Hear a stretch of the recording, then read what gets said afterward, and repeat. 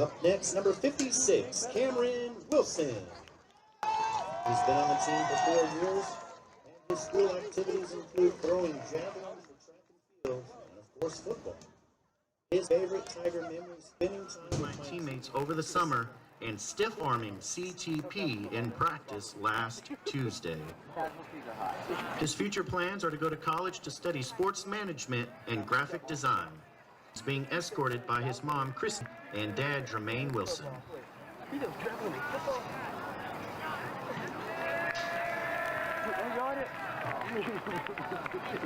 Up next is number 70, defensive lineman, offensive lineman, J.J. Rodriguez. This is his only year on the team, but he is part of agriculture and success at college football camps that boosted his exposure. His favorite Tiger memory when Waynesville welcomed me like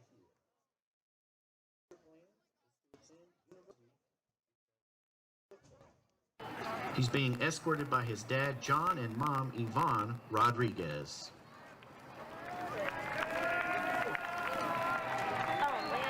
Our next senior wears number 72 and plays on the line, Jacob Forche. He's been on the team for 4 years, and he also has wrestling and perfect attendance last year. His favorite Tiger memory: when the kicker hit the lineman straight in the face. Future plan is to attend a welding trade school or a private academy. He's being escorted by his mom, Melody, and dad, Kevin Forche.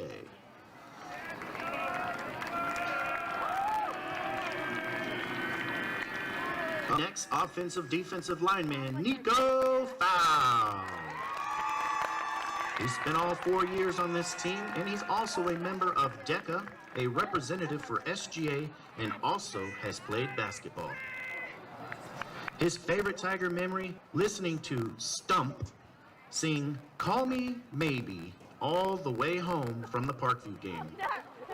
His future plan is to play ball at the next level, and he's escorted by his mother, Angela.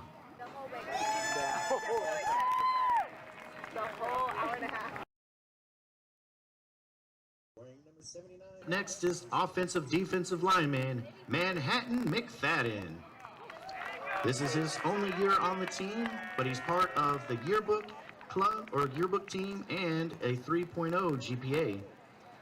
His favorite Tiger memory: Friday Night Lights. Future plans: join the police academy and work towards being the chief of police.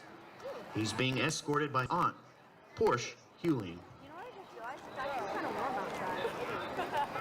Like, I didn't even think about that. And finally, football manager, Kayla Brown. She's managed this team for 4 years, and she also has played basketball and A+. Her favorite Tiger memory: going to Route 66 after Thursday practices before games that allowed everyone to be in the moment and spend time with each other. Her future plans are to attend college to become an athletic trainer and work with college athletes. She's being escorted by her mother, Tina, dad, Kevin, and brother, Kayshawn Brown.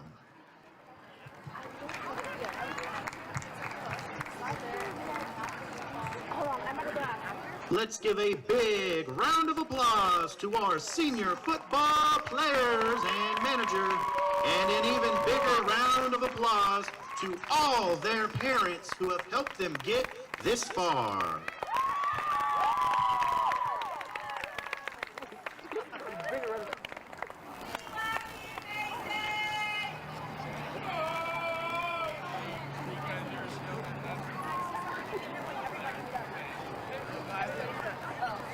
Baskets once everybody's done.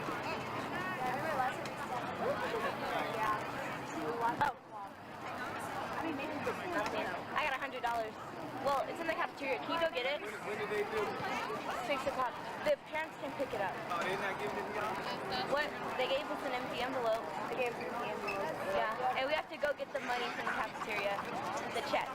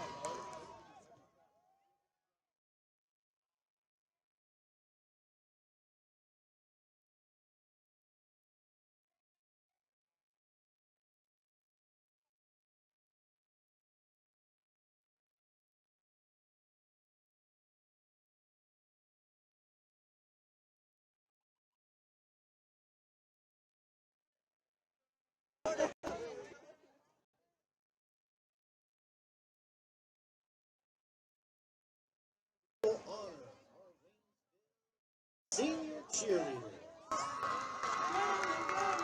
They will be announced in order by last name. Contestant Amna Amjad. Amna is being escorted by her mom, Roshane Amjad, and sister, Fatima Amjad. Has been in cheer for all 3 years, along with the NHS, SGA, and Beta Club. For future plans upon graduation, Amna aims to get accepted into a prestigious university for pre-ed that will propel her future in central school, hopefully becoming an anesthesiologist by the end of it. Her advice to underclassmen is to be there not only for others, but yourself. The past few years have showed the progression of within certain groups to blossoming into my own being. Break the stereotypes, plant your identity, and find yourself. Amna Amjad, future anesthesiologist. Up next, Olivia Evans. Olivia is being escorted by her parents, her friend Jeremy Evans. Olivia has been part of the WHS cheer program for 4 years. Olivia is also a part of the band, SGA, NHS. After high school, Olivia will be attending Mizzou to major in chemistry with a minor in geology.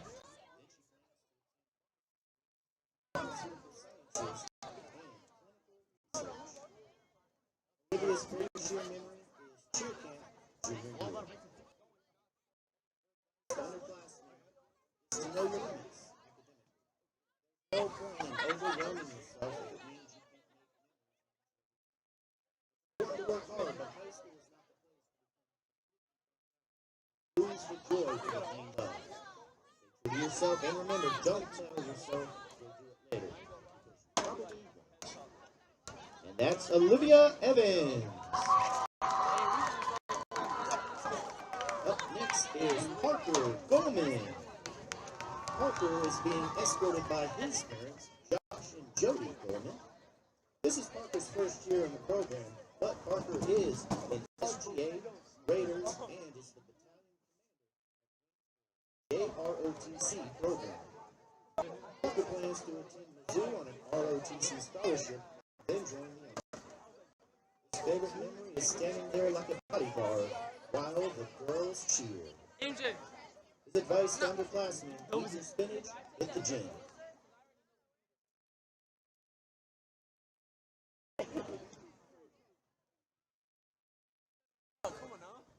Up next, Kaylin Hart.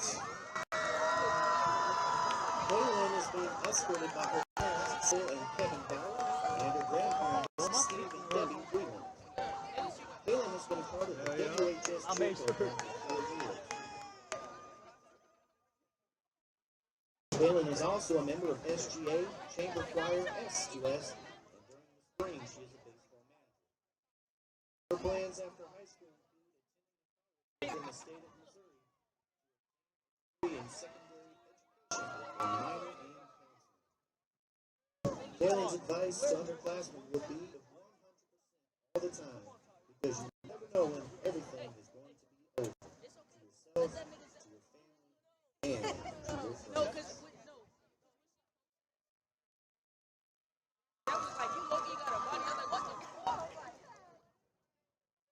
Now introducing Jemiah Knox. She's being escorted by Tiffany McCall, her mother, and Joshua McCall, her stepdad.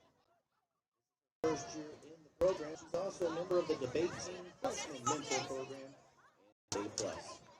Her plans after high school: attending an HBCU to major in political science. After completing college, she plans to attend law school to get a Juris Doctorate degree and become a lawyer. Her favorite memory from cheer is seeing and helping out with all the little girls from youth cheer. Her advice to underclassmen: get involved. High school is about finding yourself, so join up, try out for a sport, or even start your own activity. Getting involved makes the school exciting and it helps you find joy. It's a great way to socialize and to find people you can count on. So step out of the box and go for that sport or club that you have interest in.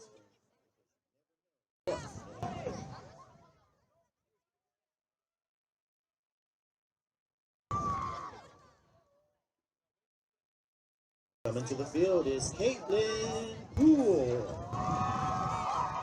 She's being escorted by her mother and her best friend, Whitney Perez.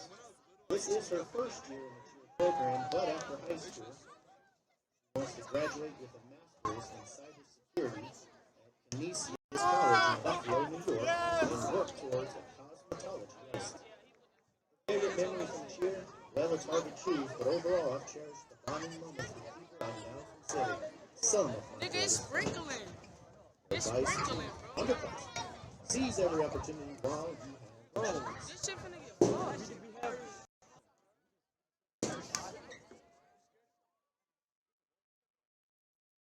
Up next, Soraya Montgomery. Soraya is being escorted by Amy Montgomery, her mother, and Jared McDonald is her stepmom. Soraya has been a part of the WHS cheer program for 4 years. She's also involved in A Plus and National Honor Society. Her plans after high school are to attend a 4-year university at Missouri State or at MSU to major in biochemistry and to minor in business. After completing, she will then receive her medical degree and open up her own clinic to become a neurosurgeon and study more about the brain. Soraya's favorite memory is Friday night football games. Her advice to underclassmen: don't let fear stop you from stepping outside of your comfort zone. High school is the time for personal growth and learning.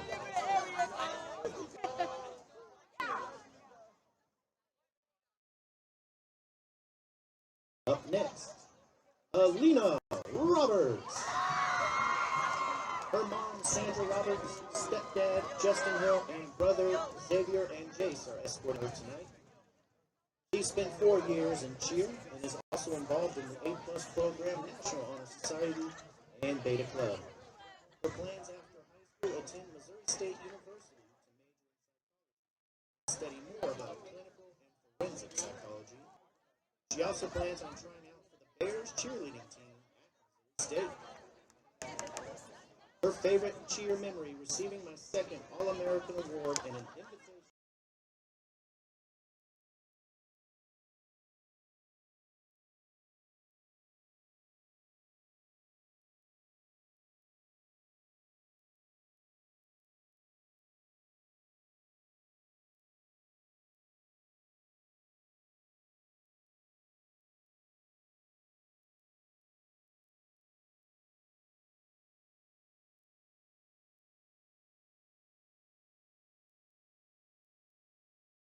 and finally, Bonnie Tyson. Supported by Isis Sullivan, her bestie, Talia Johnson, her cousin, and Xavier Tripp, other best friend. This is her second year on the team and is also involved in chamber choir, theater, cosmetology, SGA, A+, S2S, and FMP.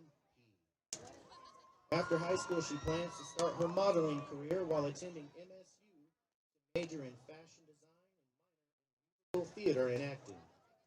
One day, you just might see her in a magazine show or the big screen. Her favorite memory: running to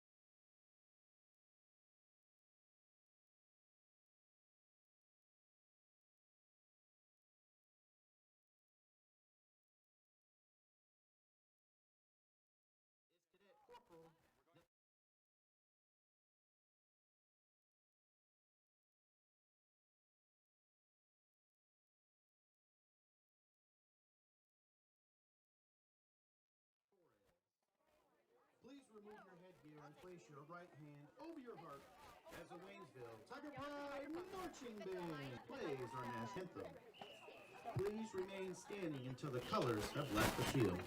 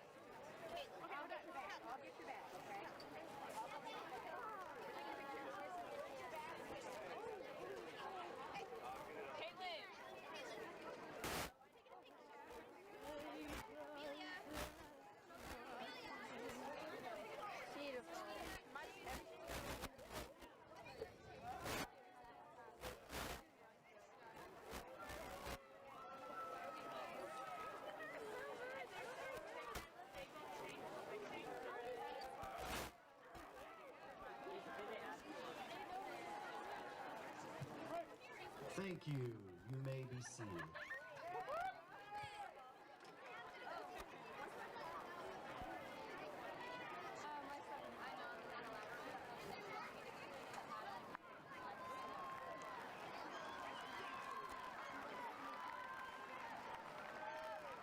You like my shoes?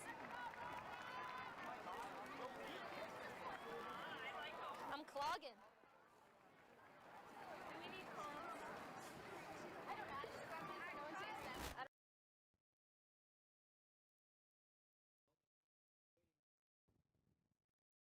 Oh, the Tigers stir. Halftime, and then we'll see how you feel after that. That way we don't just rip you out of halftime since you cried. They're ready to attack. Okay. Okay. Thank you. Bulldogs are on the menu tonight.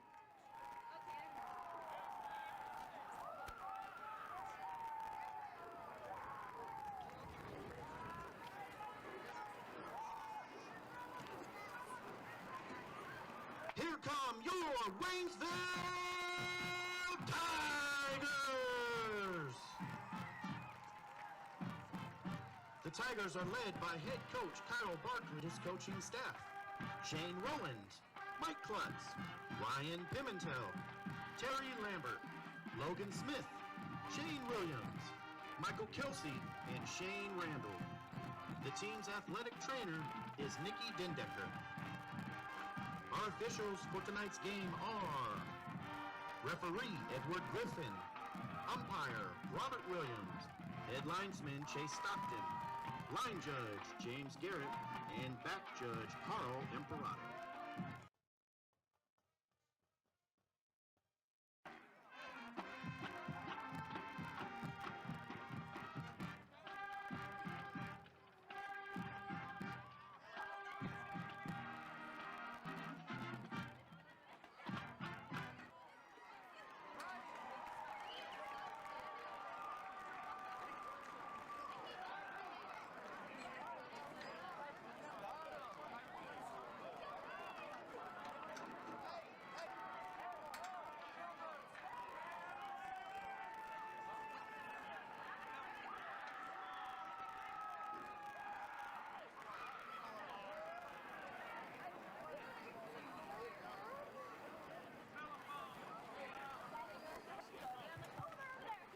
Our captains for tonight's game, David Vernon, Nico Fowl, Josh Bess, and Chase Thomas Plummer. We didn't do mine. Where are you going? No. Saw your mama. Do it. No. I saw your mama. Stop. Is she okay? Hi, Brad. You thought I was doing it. Like this video, everybody. Oh, now you're mine. You're mine. I thought it started. Let's do a cheer. Let's get on rock. We got to scoot down. No, we got to scoot down. Scoot down. I thought you said we had to scoot down. Well, now you said it. Taylor. Yeah, there was one behind the brand. Our student ears have it behind us. Captains for the Bulldogs, Brock Lyle, Aaron Cook, and Brock Owens. Kennedy Kurtz as well for the Bulldog captains. That's Elijah. Where's Eli? Right there. Elijah! Tuck your bells and stay with The Tigers will receive the first half kickoff.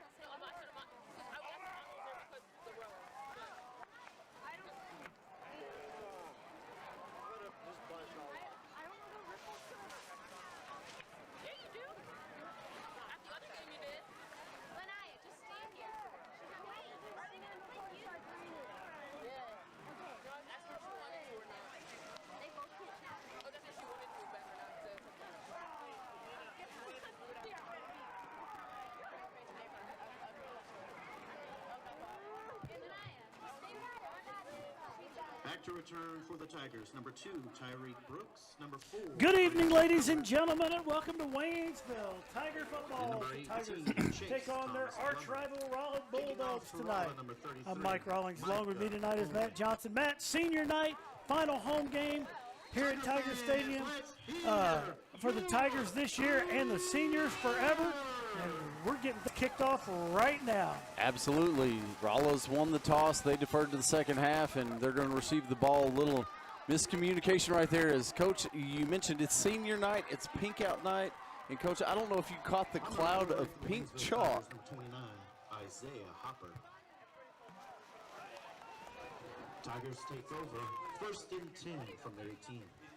Out night, breast cancer awareness night, and Coach, there is a lot of pink down there in the student section tonight. Festival of Nations night tonight as you arrived here at the Tiger Stadium. Unbelievable amount of people, kind of like community night was a few weeks ago. Well, Coach, community night was big a few weeks ago. Tonight, I parked in front of the gym, and I was here an hour early. Busted play right there. Looked like a little miscommunication on the handoff. David Vernon hands it off, and it's going to be in the hands of Chase Thomas Plummer right there. Looks like back to the line of scrimmage, but not much past it. Maybe half a yard right there. So, Matt, the Tigers roll in here tonight after a tough defeat last Friday night in Bolivar. It was Bolivar's homecoming, and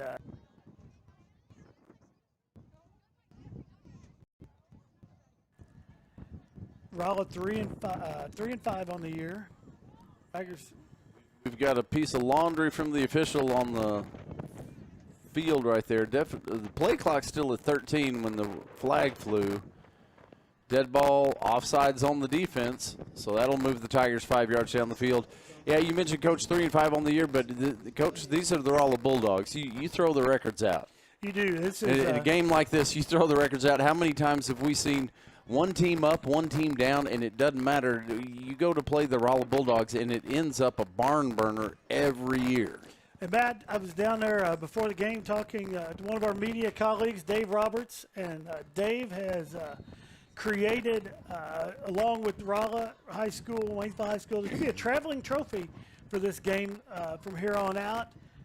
It's going to go back and forth to the winner. The winning team will keep it. I was a little disappointed when I saw the well, I know there was some speculation of what the trophy was going to look like. My suggestion was a tiger with a lifeless bulldog in its mouth, and they did not go with that. No, I don't think for a traveling trophy, because there might be a year Rolla wins that, and they're not going to like that, Coach. Well, tough. It's what I wanted the trophy to look like.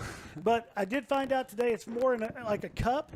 Okay. To which, talking to Tigers Nico Fowl, I think if the Tigers can win that, they're going to fill that thing up with Sprite, and they're all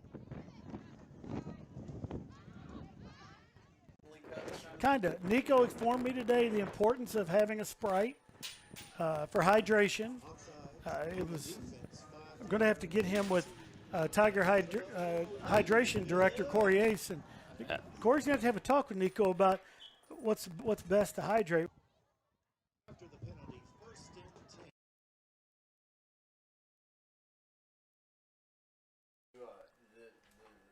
Coach Ace has given over the years that he is definitely not going to be a fan of soda for hydration. So Nico may end up with an extra lecture.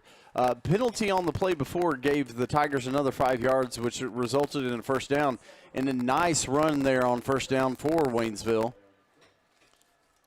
Coach, we've already got a check-in here. Adam Judd from the class of 82 checking in from Pinkerton, Ohio. And, folks, if you're out there watching us anywhere here on planet Earth, check in. We will know it. Matt can get some pins in the TTSN sports map. And Coach, you know, it's hard to believe here we're in our final broadcast of the year for football already. It seems like we just started yesterday.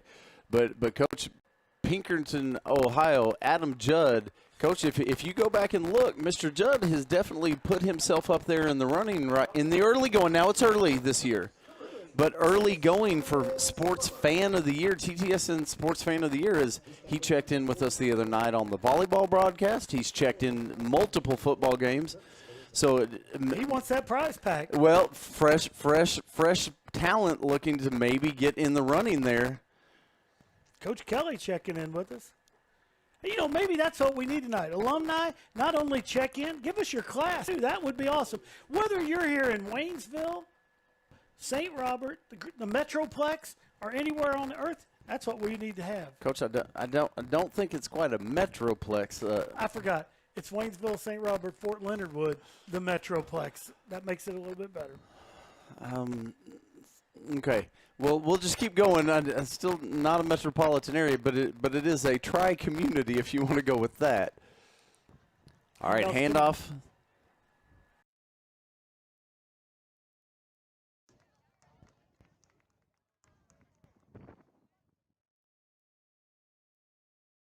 Across right there, and Tyreek's going to be close. I think he's going to be just about a yard shy, so it's going to bring up 3rd and about 1.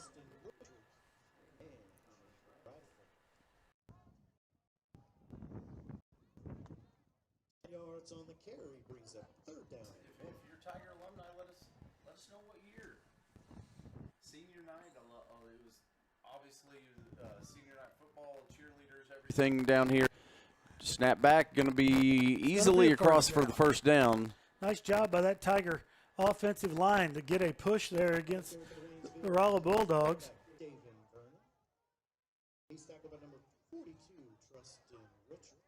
Going to have to get that push off the front line to be able to pick up takes those. It to a whole nother level, Matt.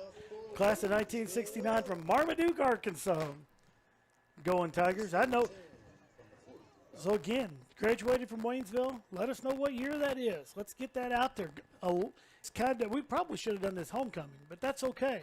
But it's senior night, so I think it still fits. Because if these people at one point were seniors here at Waynesville.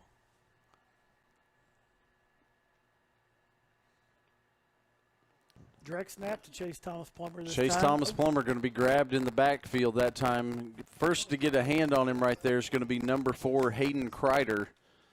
Hayden, nice job being able to hang on to him till help gets there. And going to drop Chase for about a 5-yard loss. So going to bring up second about 15 here. And as we talked about seniors, 17 Tiger seniors out there on the field tonight. Sadly, Chase Thomas Plummer is one of them. Chase Thomas Plummer, a guy we know well from the spring. From the spring. That's why we really hate to see Chase graduate this year. But we're going to have one more season for an all-state track guy.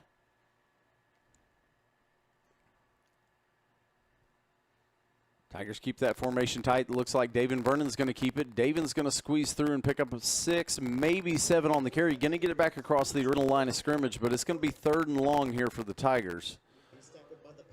Going to be about 3rd and 9, looks like. A little personnel shift coming onto the field. A little switch out. Getting close to the 7-minute mark here in the first quarter. Tigers have held the ball the entire time. David Vernon jogs back into the huddle with the play call.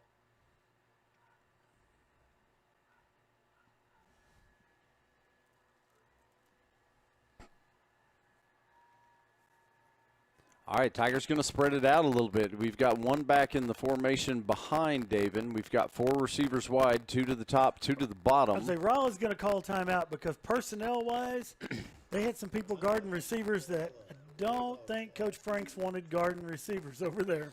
No, in definitely a different look. Waynesville's kept that backfield really tight, packed in double tight end here in the early going. Coach comes out, shows them that spread formation. Rolla definitely wants to talk that one over. Be prepared. Coach John Franks, also the head track coach at Rolla, from track's going to recognize a few of those guys that are spread out right there. Wait a minute. I've seen that guy high jump about 6.5 feet. I've seen this guy run some pretty good spreads. We better talk about this. So you see the Tigers down there. First-year head coach Kyle Barkley wrapping up, getting toward the end of his first season here at Waynesville. While we're talking about Kyle Barkley, let's send some congratulations out last night. His wife, Coach Amber Barkley, the volleyball girls, with a victory over Parkview. Yeah, I saw a lot of students headed to the gym last night, all camoed up for camo night in the student section last night. I believe they have their pink out game early next week. Yes. David Vernon drops back. He lets pass go, and it's going to be complete. And that ball is – no, they're going to say the pass was incomplete. Johnny Hedrick, the receiver right there. As Johnny was going to the ground, that ball popped out. Actually, Matt, if it's going to pop out, thankfully for the Tigers, it was incomplete because I believe about 3 Bulldogs right there on top of it. Yeah, I think like you said, in the scheme of things, that probably turns out the best possible for the Tigers right there because Rolla would get the ball about 10 yards downfield right there. And here on 4th and long, the Tigers likely to punt, although they come out looking – all right, now we're going to step back. Well, who's stepping? Is that David stepping back? David steps back, lets a nice long punt go. It's going to be fielded at the 20-yard line. Bringing it forward, going to be hit, wrapped up. Nice open field stop right there for the Tigers. Well, we have a flag on the play. I believe that was not David Vernon. That was Brian Castro with the punt. Dylan Smith is the Tiger. Kind of breaks down right there. You see those one-on-one matchups. Wraps up, brings the return man down in the open field. So nice stop for Dylan Smith right there, but we'll see what this flag shows. I was looking downfield, Coach. I did not even see it. We're going to have a block in the back against Rolla. Right.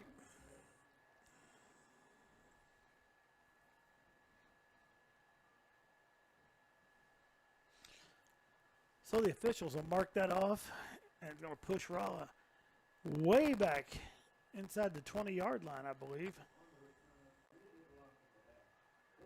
Nope. It's going to be just outside, so just about where the kick was fielded there. And so Rolla's going to start deep in their own territory here with their first time on offense. And, Coach, as you mentioned, that clock's ticking away. The first time Rolla touches the ball here, it's 6:25 left to go in the first quarter.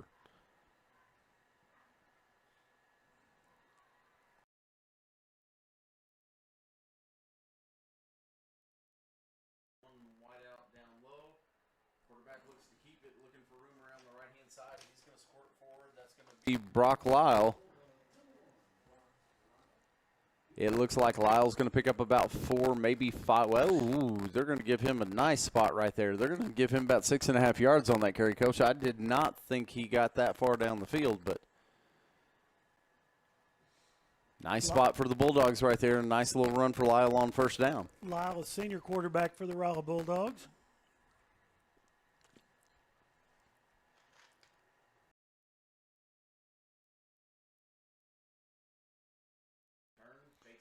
Lyle's going to take it once more. He gets out. He's going to have the first down. And then some. Pickup of about 8, maybe 9 on the play. He's going to have the ball all the way out to about the 37-yard line. So Rolla's going to have it 1st and 10 right there. Well, Matt, talking to some people about the Rolla Bulldogs and what to kind of expect tonight, one of the things that they said was Brock Lyle loves to run that ball. When he gets into a rhythm, does a great job running the ball, something the Tigers are going to have to be focused in on tonight. Well, and something the Tigers have not seen a lot this year as far as a more mobile type quarterback. We've seen a lot of teams that want to step back in the pocket or just want to hand it off every play. Haven't seen a quarterback quite as mobile as Lyle, and so the Tigers are definitely going to have to key in on him on defense. Not going to be able to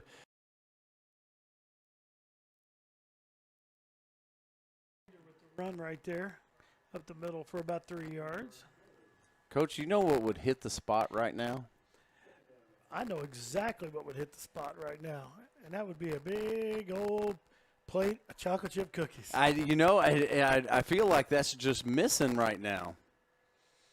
I bet I know where there's a plate of chocolate chip cookies, and they're watching Waynesville Tiger Rolla Bulldog football. There goes Lyle around the left side this time. He's going to pick up about 5. Well, I don't think he's going to get quite 5. I think he's going to get about 4, but he's going to bring up 3rd and short right here. Well, all right, Coach, he's going to get 5. Going to be short, but Coach, we have another check-in right here. Mr. Scott Hildebrandt watching with his son Tim tonight, class of 2000. Wow, Tim is the class of 2000. That just made me feel old. Well, that's kind of what I was thinking. I was thinking that you start doing that math. Well, that's not possible. Well, yeah, I guess that's right. That's exactly the math I was doing. Handoff up the middle. Tigers smell that one out, but going to get forward. Looks like he's going to have just enough to pick up the first down, and that'll move the chains. So Rolla right about the 50-yard line, just shy of the 50-yard line, going to set up 1st and 10. Was that Kinder on that run too? I believe it was. For the folks that are keeping score at home.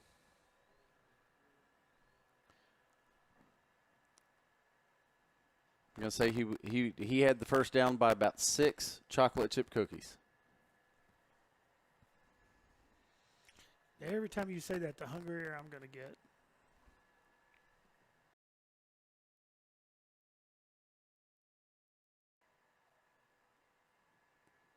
This time Lyle looks back to the right side, going to keep it still on his feet as he's going to run out of bounds over there, but not before he picks up about 7, looks like. Maybe 8, depending on the spot. Say, it looks like he's going to be almost 9. Wow. Nice little burst Lyle has coming out of that backfield right there. Man, I'm getting a word on our cookies. I think they could get baked, but we're going to have former Rolla coach Aaron Bartle drive back up and pick them up. Well, that doesn't seem like a problem to me. Well, we're Coach, I don't know where Coach Bartle stands on that. Coach Bartle and Coach Rob had to park tonight. It's almost in Rolla, so. All right, pass, let go. That look, yeah, I was going to say, looked like it hit the ground right there. That's intended for number 20. That's going to be Colton Petersmith. Looked like that one kind of skipped in there. So it'll be 3rd and 1 for the Bulldogs.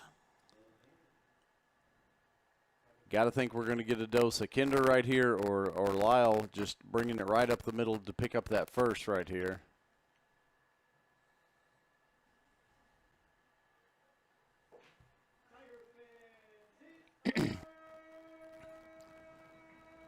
All right, third and short. Rolla's going to have 3 wideouts, 1 to the top, 2 down here to the bottom of the screen. Lyle is going to believe that's Kinder. He's got the first down still on his feet as he spills forward across the 35-yard line. 45. That's going to actually be Hayden Emery. Emery, just a freshman, gets that one out down across the 35, 34-yard line. So Rolla's going to be set up 1st and 10 right there.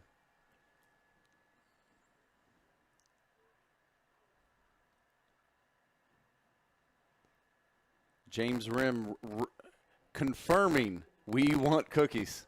I'm going to guess James Rim's had those cookies. Well, he before. knows how good they are. He does.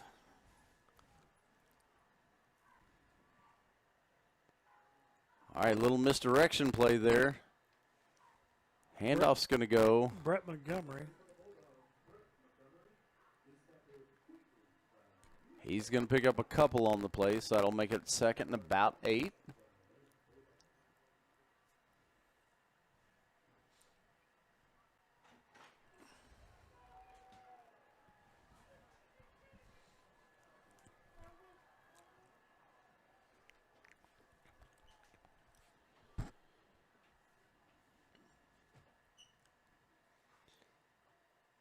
Lyle, turn, fakes the handoff. He's going to keep it. He's got the first down and still on his feet, is down inside the 15. Looks like they're going to mark him down all the way to about the 11. Boy, Lyle got through there quick. Yes, he does. He's got a nice little burst. He faked that handoff and got through that hole quickly. Coach, we're joined in the booth tonight, the little TTSN junior intern program. Paige and Landon Johnson back here behind us. Oh, we got a little bit of news here. Caden Kinder's dad, Brad, was a running back in the day, class of 98. That ball's on the ground. Tigers act like they've got it. And they do. I'm looking at the official, and he agrees. Coming out of there with it, Mason Wright, big number 44, comes out of there holding that ball. And nice break right there. Nice job of the Tigers to stop that and take that away. Rolla marching steadily right there. Not super fast, but, Coach, they were picking up the yards, first downs, and that is a big stop and takeaway right there. Big momentum shift here for the Waynesville Tigers.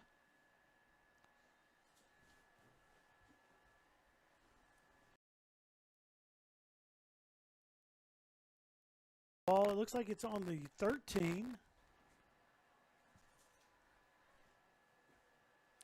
Snap back goes to Vernon. Vernon's going to keep it on his feet as he gets maybe a yard right there. Rolla really crowding that line of scrimmage right now. They're definitely not going to let anything go short. And, Matt, if folks at home, if you got something, if you just want to do something this weekend that's really cool.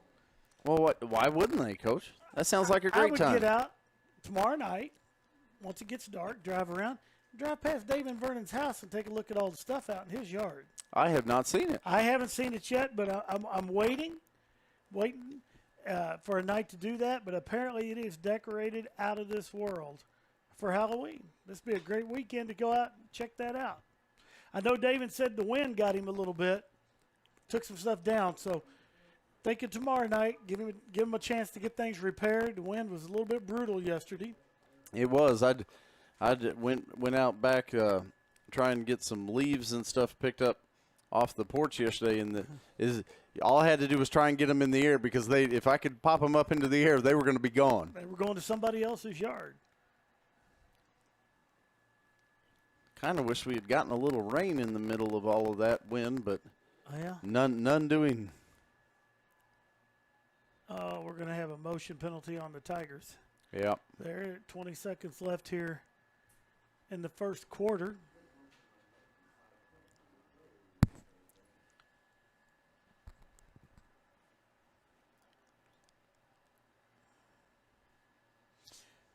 Coach, here's a Waynesville alum I can tell is watching from our Facebook feed. Leanne Moore, she needs to check in with what year she graduated and is alum here on senior night.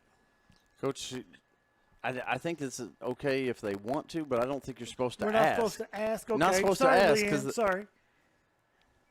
I won't ask anymore. But anybody that feels like they'd like to, that'd be great. That brings us to the end of quarter number 1, a very fast quarter here at Waynesville. We had no score up on the board. Matt, you know what that means it's time for? TTSN Sports Update. It's time for a TTSN Sports Update. This TTSN Sports Update is brought to you by the Tiger TV Facebook page. Tiger TV Facebook. For all the news, it is news. Right here in Tiger Town. Matt, you know who likes the Tiger TV Facebook page? I'm going to say creator of the traveling trophy / cup, Dave Motter. Dave Roberts. Dave Roberts, I'm sorry. Well, we can't have Dave Roberts now. Okay. And Dave Motter, we know he does too. So it's wow, what a guess. That was a name I did not think you'd throw out there. But that's not it. You know who it is? It's first year Waynesville cross country coach Heather Hahn. Okay. She absolutely loves it. When she got the job here in Waynesville, she sent me a message and she said the first thing she did was like the Tiger TV Facebook page. It's crazy. But we want to wish Heather and our cross-country team the best tomorrow as they head to Nixa. They're heading to Nixa to run the Ozark Conference cross-country meet. Yes, folks, if you were planning on going tomorrow, it was originally scheduled for the park at Lake Springfield where conference always but there's some construction going on there. So former Waynesville Athletic Director Joshua E. Scott was able to get the Ozark Conference meet moved to Nixa tomorrow, which is a huge advantage because the majority of those schools are going to go right back there next week, and that's where they're going to run districts. So great job by Joshua E. Scott, and we want to wish good luck to the boys and girls that are headed down there to run districts tomorrow for the Tigers. Absolutely. All right, second quarter opens, guys, and we're already back at it. Tigers, nice little run right there. Push out and pick up the first down, move the ball out across the 20-yard line out to right at the 23.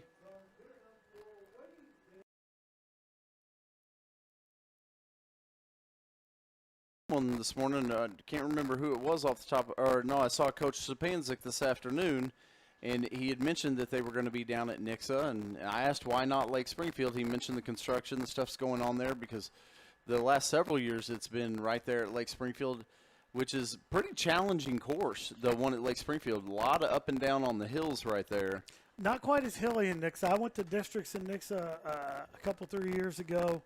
Great course in Nixa, great course that they have there. It's around one of their elementary schools. The coolest part is they have a water tower there that Nixa Cross Country has their logo on the water tower at an elementary school in Nixa. All right, Tigers come to the line, 2nd and 5, and a little shift here by the Tigers. So that tight backfield, Dave and Vernon going to keep it. Forward going to get out to about the 30, looks like, before he's pushed back, maybe the 31.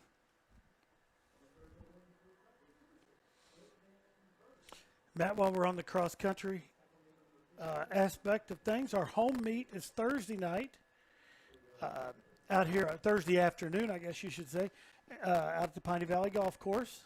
And the 20th annual Stampede in the Park, the 4th, 5th, and 6th grade Stampede is on Friday down at the Waynesville Park. We have one of the participants up here in the TTSN Sports.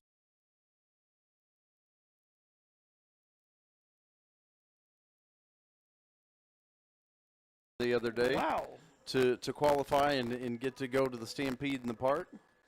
I had not seen the 6th grade list, so that's some of that news to me too. All right, Coach Mark Wilson down there just a training our 6th graders like crazy.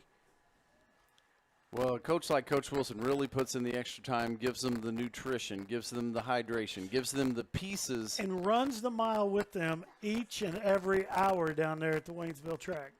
All right, direct snap back. And, he's gone. You're not catching Chase Thomas Plummer. There's nobody over on that sideline, I guarantee it. Touchdown, Tigers.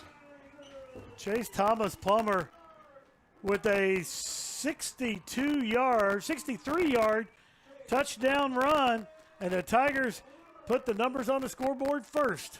Well, direct snap right there. Chase hit that line, moving quick, and when he got through untouched, there's not a guy on that Rolla team that's going to run Chase Thomas Plummer down. We know that. I was telling Chase that story today, actually, that I'd made that comment when we were 11 the other night.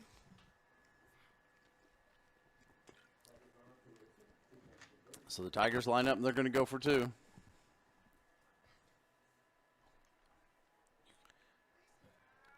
Vernon floats it out to, that intended receiver's a long ways away.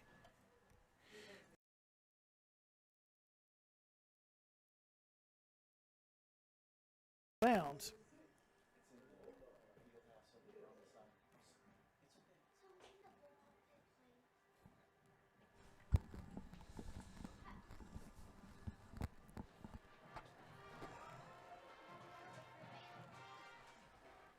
So 9-11 here, the second quarter. Tigers strike first. Now that Tiger D is going to have to get back out and hold these Bulldogs.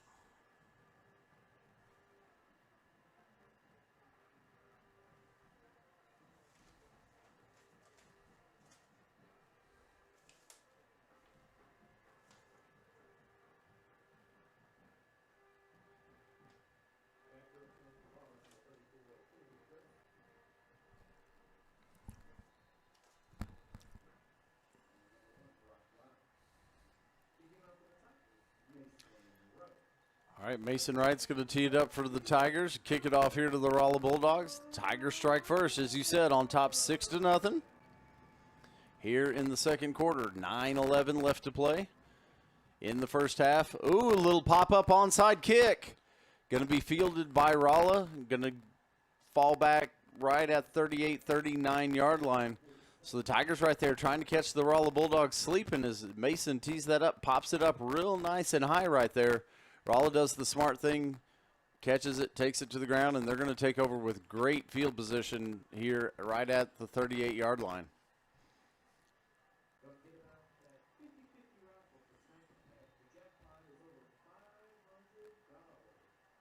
Coach, they're just announcing the 50-50 here tonight, benefiting the Snack in a Pack program here for the Waynesville schools. Jackpot's up already over $500 tonight. So if you're watching at home, may want to run down, grab a few of those 50-50 tickets, and then head on back home. Coach, the big key to that's you're going to have to park probably at the WCC, Price Cutter maybe. I was going to say, I think the WCC might be a little close. I talked to a couple from Rolla as I was down by the gate earlier on, and I know they had to park all the way at the end of the front parking lot, like over where the teachers park. So they were definitely huffing and puffing by the time they got up here to Tiger Stadium. We got a flag down on the field. First quarter score in the ball game of the night here in the Ozark Conference as number 4 Camden takes on number 3 Lebanon. They're all tied up at 7 in the first quarter. Winner of that's going to be your Ozark Conference champions this year. Yeah, and as you said, that is definitely the game of the week. All right, the penalty is going to be a false start against Rolla, so that's going to back them up. It's going to make it 2nd and 13 here for the Rolla Bulldogs.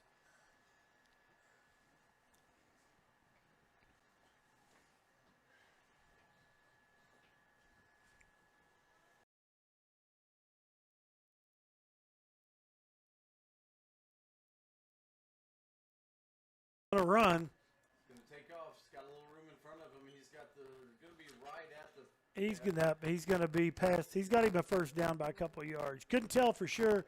Yeah, I couldn't tell where he stepped out, but they're going to say he's all the way out to the 50-yard line. So nice first down run right there for Lyle.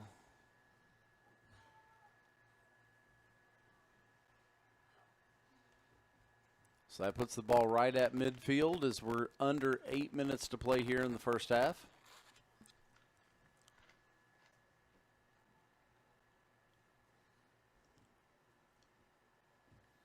Rolla back to the line, 2 wide out, split down here to the near side of the screen. Man in motion. Turn, handoff goes up the middle. On his feet, but met pretty quick as he crosses that line. Falls forward, picks up maybe 2.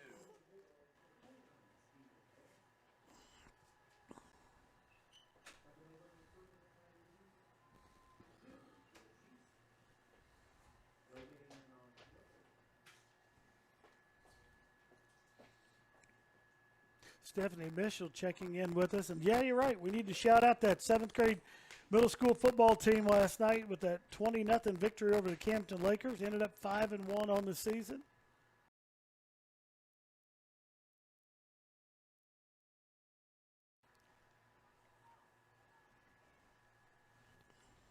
All right.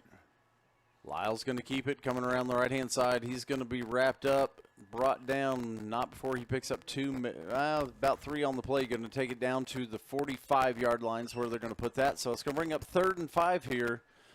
Big 3rd down for the Waynesville Tigers. Would really like to see us hold them right here, force a punt midfield, get that ball back in our hands.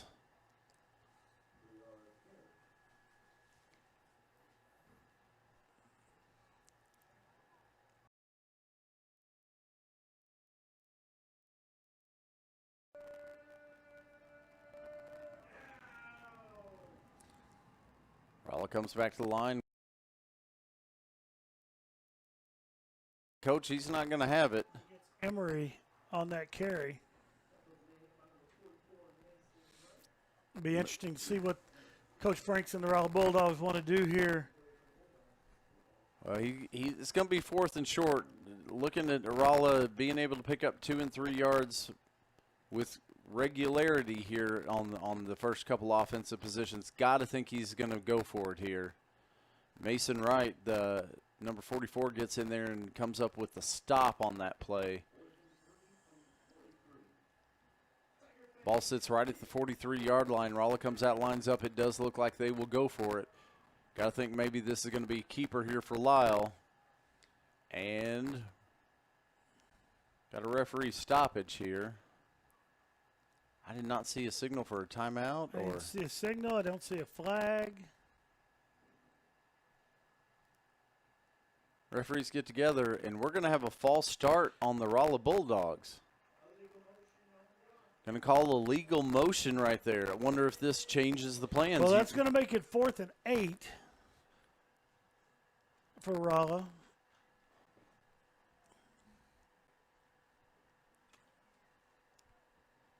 Coach Franks onto the field. None too pleased about the call over there. And it looks like a shift in personnel, so got to think Rolla may be punting they're here. Be punting now. I'll be honest, man, I didn't see the false start. I didn't either, but I didn't see a flag. Well, no, I didn't see a flag. That's exactly right. I didn't see a flag either. Unless it was on that far side over there, and I just somehow missed it. I saw the near side referee, and we've got a punt away. Well, that did not look right. No, well, no, the Gunners took off. Rolla's going to down it all the way down here at the 2-yard line. But the Gunners took off. The Gunners took off well before the snap of the ball right there, so I'm not sure how that's not a false start. No one seems to be upset about this, but we both saw the exact same thing. The Gunners both took off well before the snap. So the Tigers will take over on the 2-yard line. And while I didn't see the false start and the flag the play before, I definitely saw the false start with no flag that play. Yeah, that was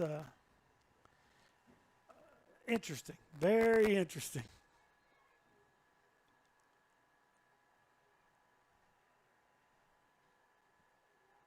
And it's not as if that was like a little bit of a false start. That was a lot of bit of a false start. Yeah, now we've got a flag. Now we've got a flag.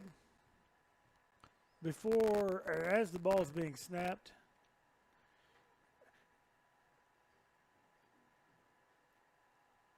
And we've got offsides on the Rolla Bulldogs. So that'll give the Tigers a little bit of breathing room. So Rolla right had to be lined up in the neutral zone.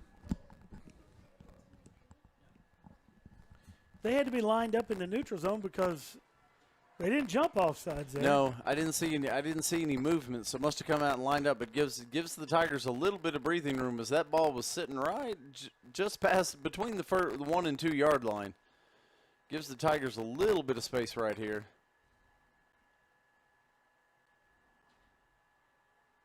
And Coach, I'm not sure who came through there with the ball. I don't know if that was that's going to be like Chase Thomas, yeah. Chase CTP. CTP. I don't think I can get used to that his senior year. Second down and 1 for the Tigers. 4:30 left here in the first half, and a very, very rapid moving first half.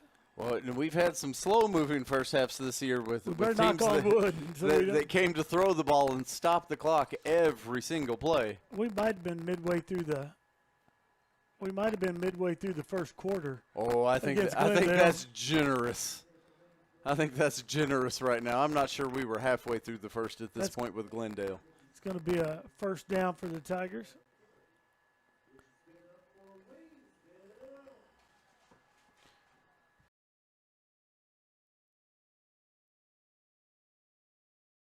Ball sits right about 13-yard line.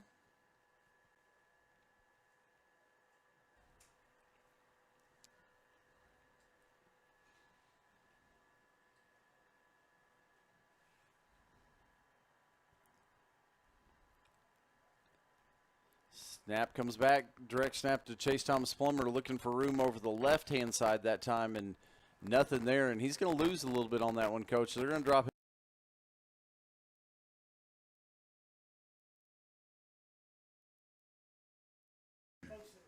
Folks at home are watching. If you've been watching this Tiger team at home or on the road, big name we haven't said tonight's Michael Kelsey Jr. He's down here on the sidelines, not dressed out tonight. Michael took quite a beating at Bolivar. David Vernon lets that one go, and he has the receiver, but just over the top right there. Tigers not able to connect. Looking for number 3, Dalen Registe right there.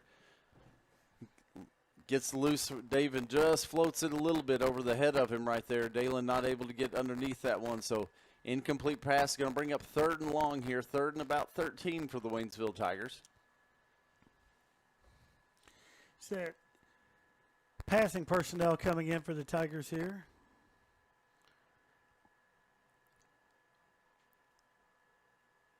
That'll spread the field out. Not guaranteeing that we're going to pass the ball here, but it will definitely spread the field out.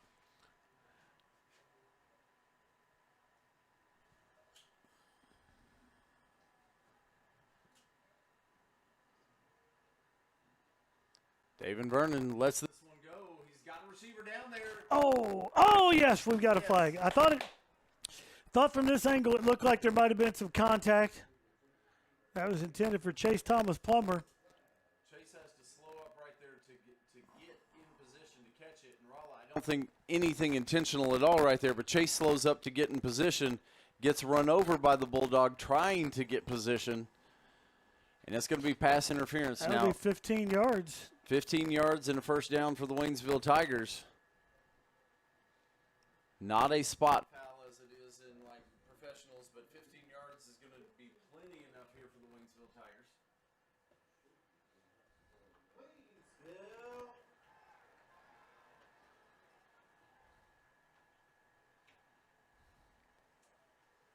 So the referees will come over, should be stepping it off.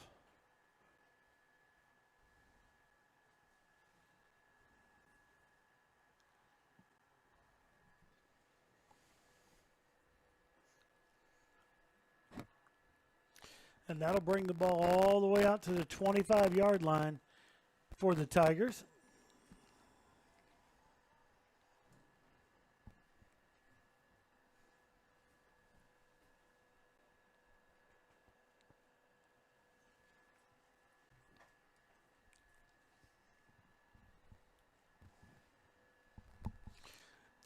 Tigers stayed in their huddle all the way back to where they were originally was. Had quite the trip up to the ball that time. Well, you don't want Rolla to hear.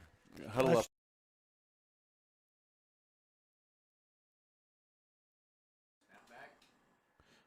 And that's going to be intercepted. And that's going to go to the end zone for the Rolla Bulldogs. Number 7. That's going to be Aaron Cook. Tips that one up, takes it away, and takes it to the house. And, Coach, just like that, we're all knotted up at 6 right there. Not the way the Tigers drew that one up. No. David come up. He's throwing to that long side of the field over there, and that ball's in the air a long time. Right.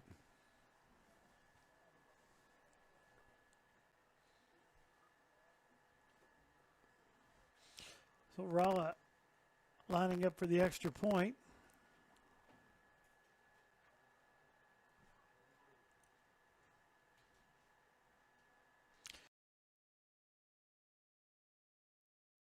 Here in this first half, but they've all been at interesting times. Yes, that's what I was going to say. Interesting times that before the ball snapped.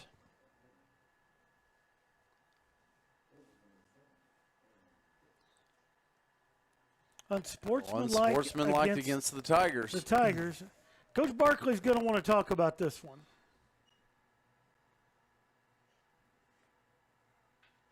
So referee comes over. He's going to get an explanation.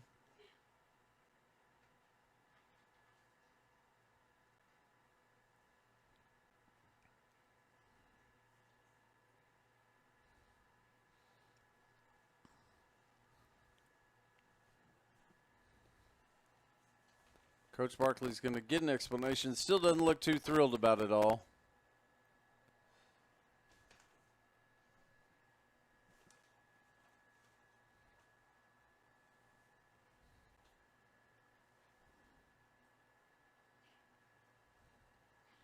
So Rolla's going to tee it up here. That penalty will be on the assessed kickoff. on the kickoff. The kick is down. It's up, and and it's good. So the Rolla Bulldogs take a 7-6 lead here, 2:40.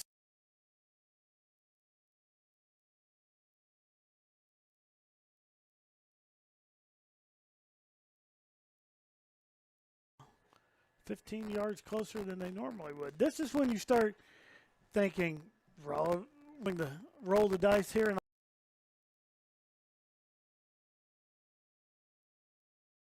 not going to change that much. Now Right. Rolla is coming back.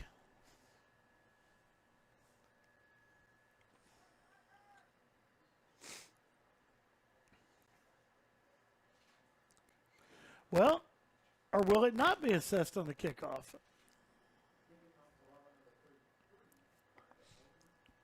Matt, we've learned something here tonight.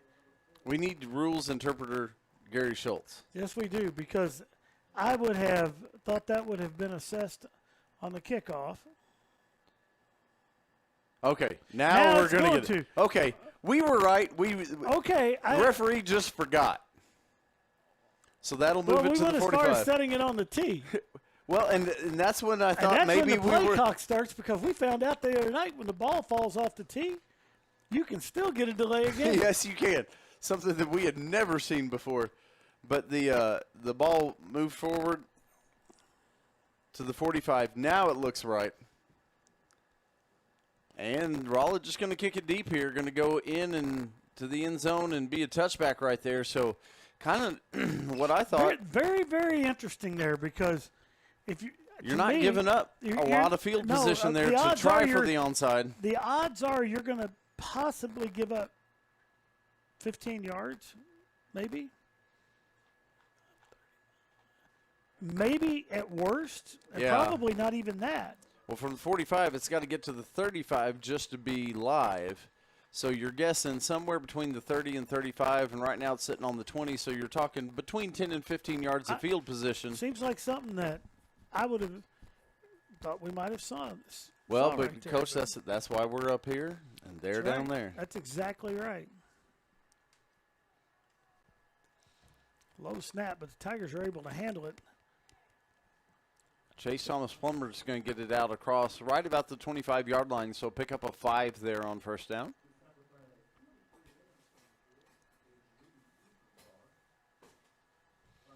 Tigers back up over the ball quickly if we get under the 230 mark here.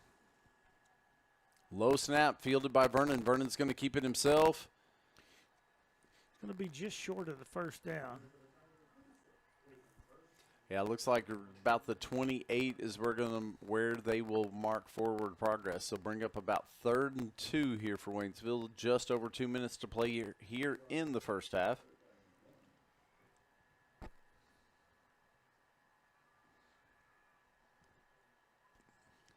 Quick snap right there, a little misdirection. Looking for space outside. Chase has got a little bit. He's going to have the first down and out of bounds about the 40 right there. Nice coverage pursuit down the line right there for the Rolla Bulldogs, who saw Chase's speed earlier. Nice job of pursuing right down the line of scrimmage, taking some pressure right there that, hey, we're going to give you the 5, we're going to give you the 10 yards, but we're not going to let you cut that upfield and watch you run from behind. And we're going to, at the 1:30 mark here, we're going to get a timeout from Coach Barkley and the Waynesville Tigers.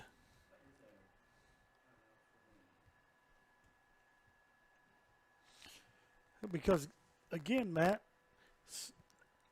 why we need rules interpreter Gary Schultz to answer this question. If Chase ran out of bounds, why is the clock started back up?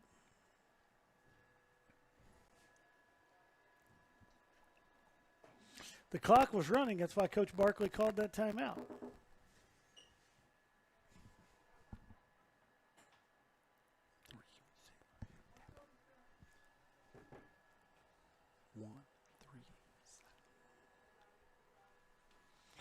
And they're putting 7 seconds back on the clock.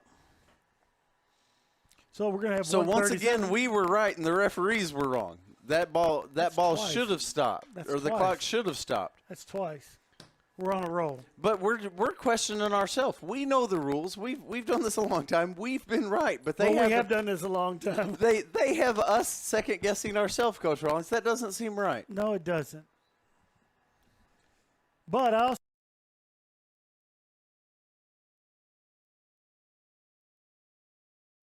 It's in Sports Suite. David Vernon, a long pass, overthrows his intended receiver there.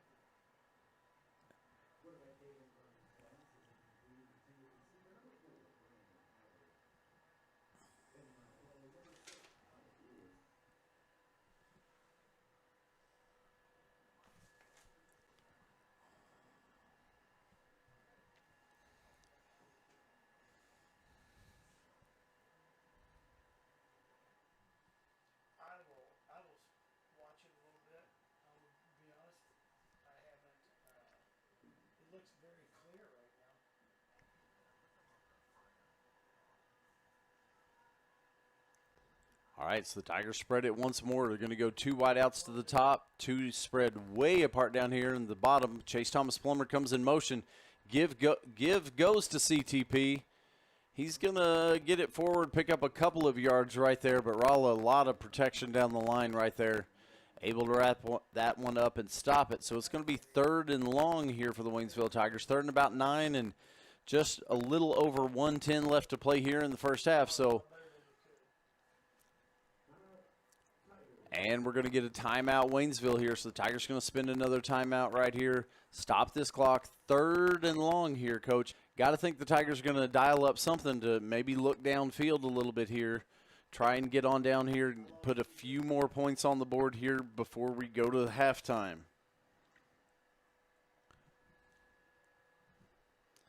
Speaking of halftime, Coach Rawlings, we have the Tigers.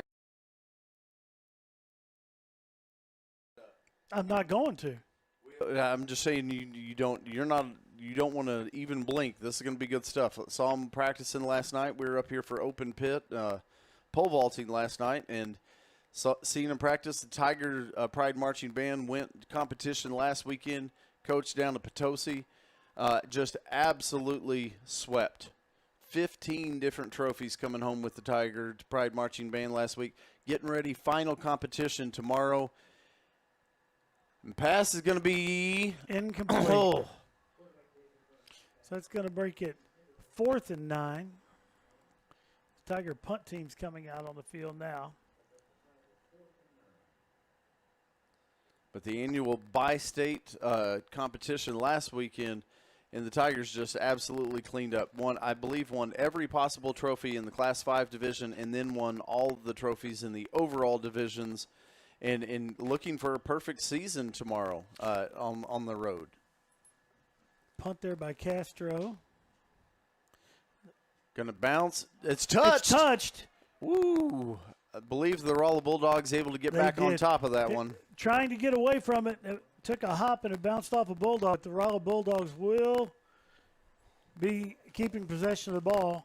So they will take over 104 with the ball right at the 20-yard line. And Rolla lucky to get back on top of that one. I believe that was number 34, Kennedy Curse, gets on top of it. But Josh Best was right there. And Matt, while you're talking about the band, we get a break here at some point. We've got a list of the district, all district band members. We want to share those with the folks at home. And there's a lot of them. That ball's loose.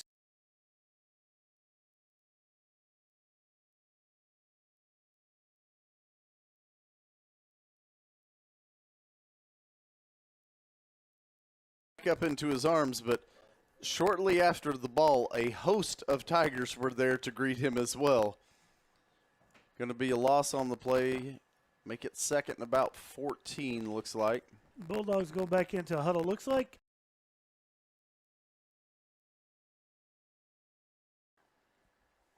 yeah, especially going the wrong way here and on deep on your own end. We've seen the Rolla Bulldogs turn it over once down here tonight, and definitely don't want to make any risky moves right here before half. I expect we'd see a pretty conservative play call.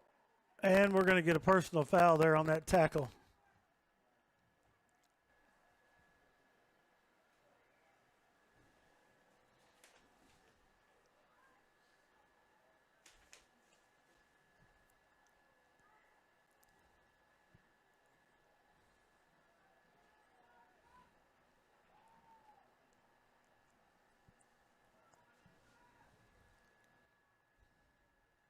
Personal foul against the Tigers, so that'll be a 15-yard penalty right there.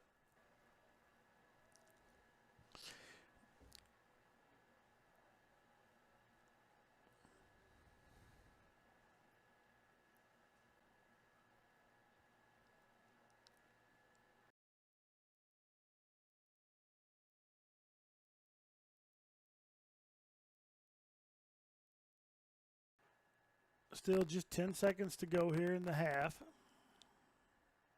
So that'll move it all the way out to the 35-yard line. As you mentioned, just 10 seconds to play here in the first half.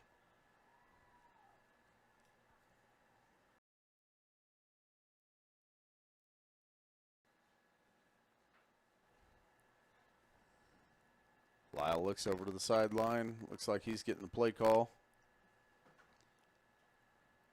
As the play clock continues to run here. Rolla.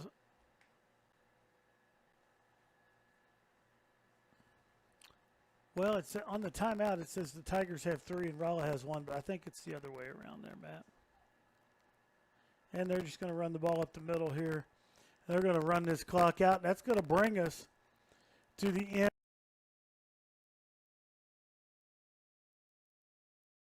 High school with, as Matt mentioned, coming up here at halftime, you're going to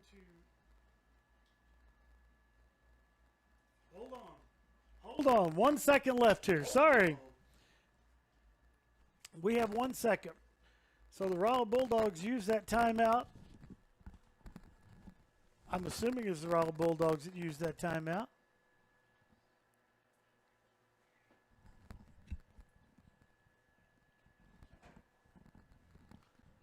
We'll see what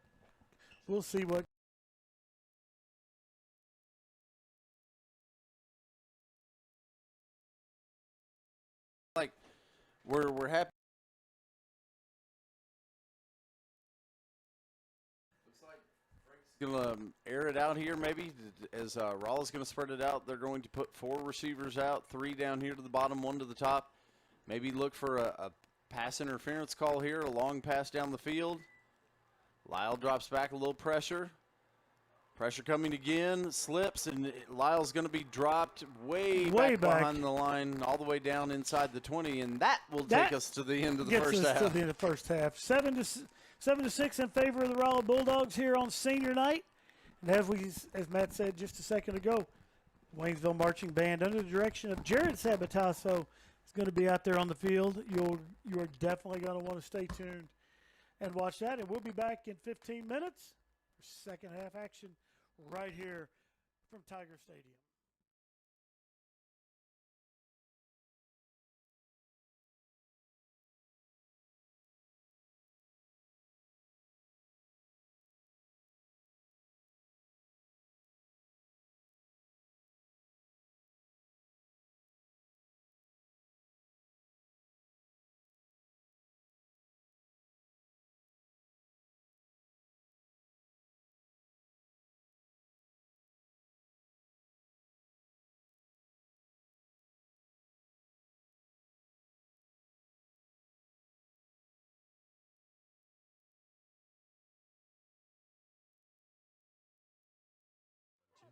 2, 1, 2.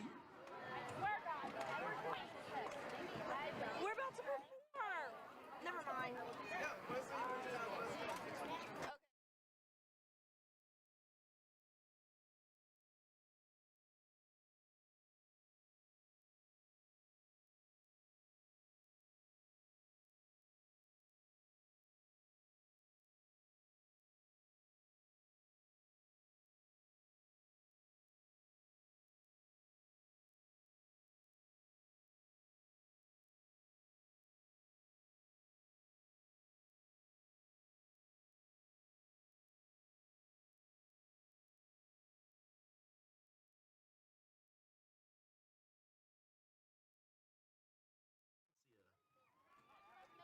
For tonight's performance, the band will be playing their 2022 halftime show. The show is titled Under the Stars.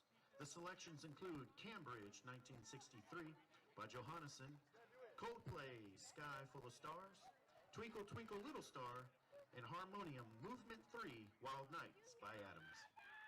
The band has been to 2 competitions the past 2 Saturdays, and we are proud to announce that they were named the Grand Champion Band at both festivals. The Grand Champion Award is given to the band with the highest scores of all the bands that compete. They are going to Park Hills this weekend for their final competition of the season. Let's give them a huge round of applause for their accomplishments and wish them luck on their final competition tomorrow.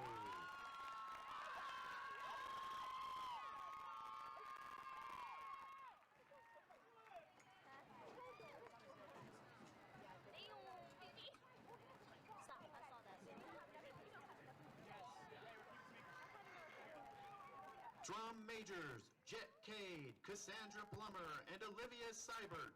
Is your band ready?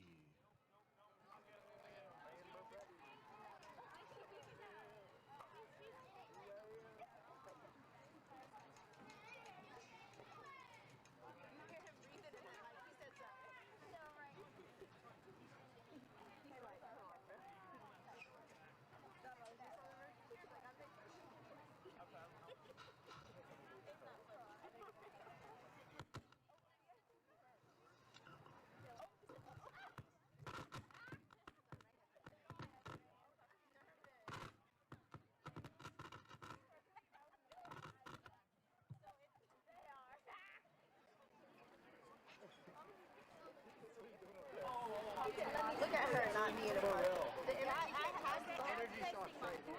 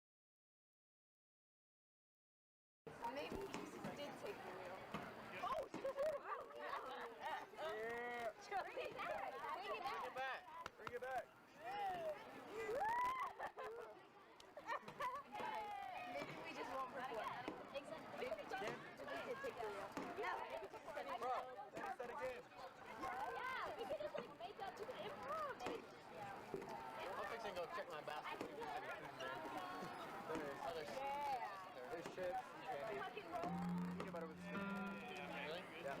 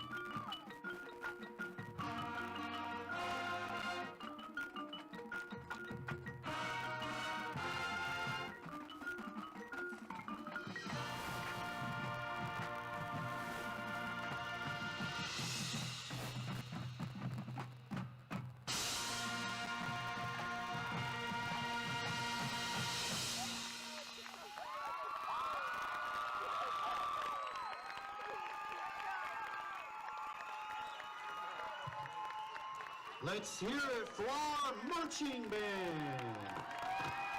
The band is under the direction of Jared Savatasso, Nathan Gargis, Chance Inman, and Andrew Tiefenbrunn. The color guard is under the direction of Bailey Poncia. Your Waynesville Tiger Pride Marching Band.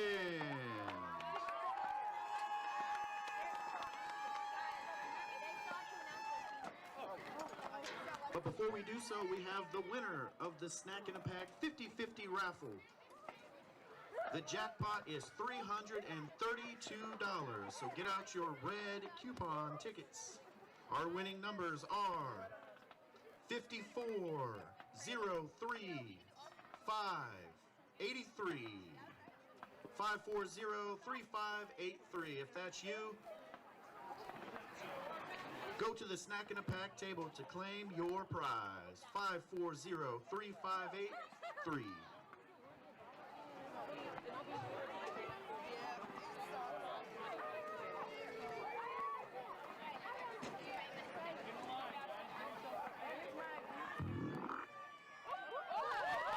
And now it is my pleasure to introduce you to the senior members of the Tiger Pride Marching Band.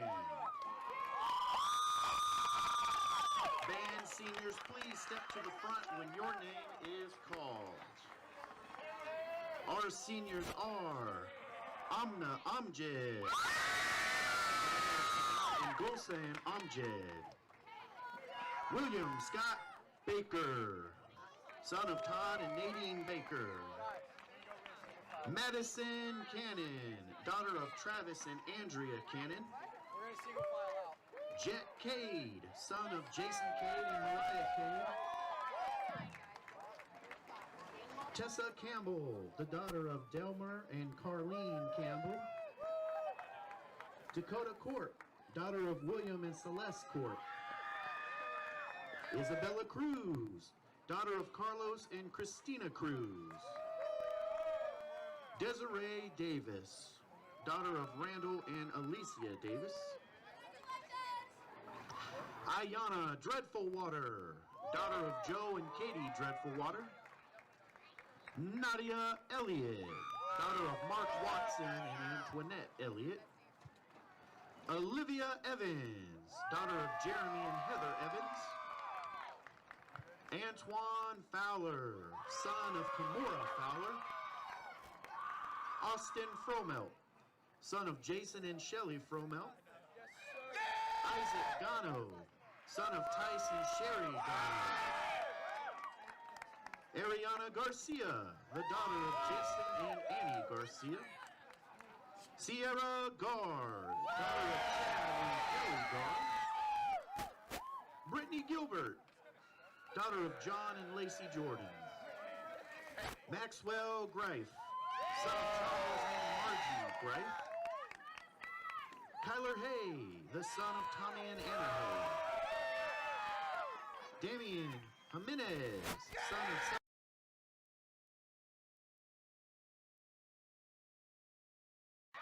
daughter of Donald and Nikki Johnson.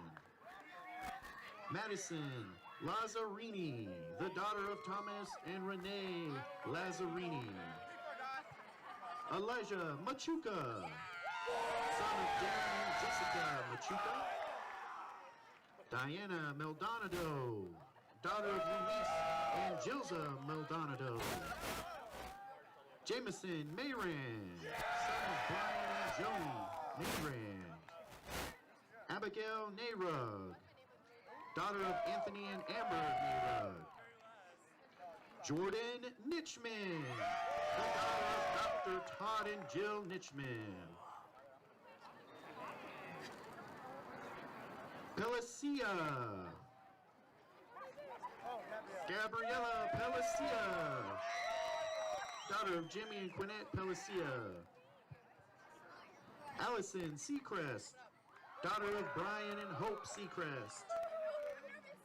Aiden Seaman, the son of John and Seaman. Jade Thigpen, daughter of Corey and Thigpen. Elijah Williams, son of William and Wendy Williams, and Jermaine Johnson. Tyler Willis, son of Chuck and Aaron Willis. Riley Young, daughter of Roxana Good. Those are your band seniors.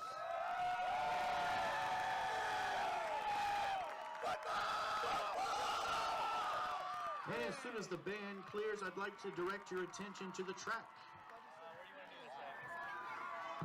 To honor our cheerleaders for their work and dedication. Cheerleaders are coached by Justice Miller, Desiree Gentle, and Kennedy Beecham.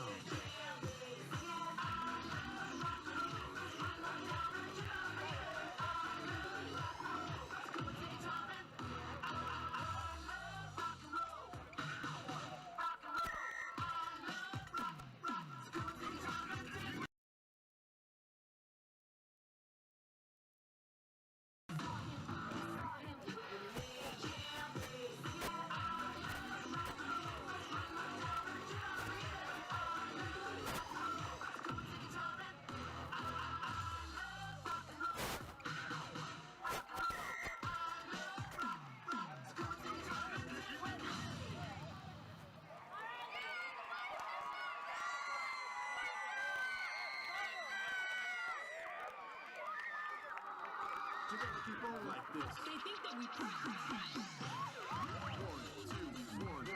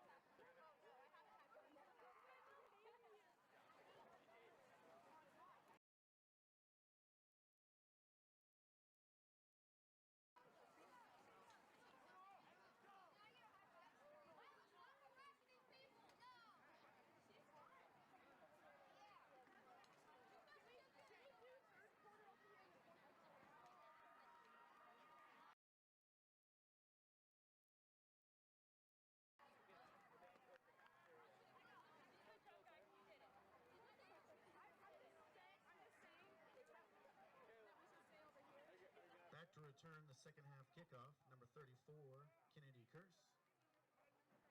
And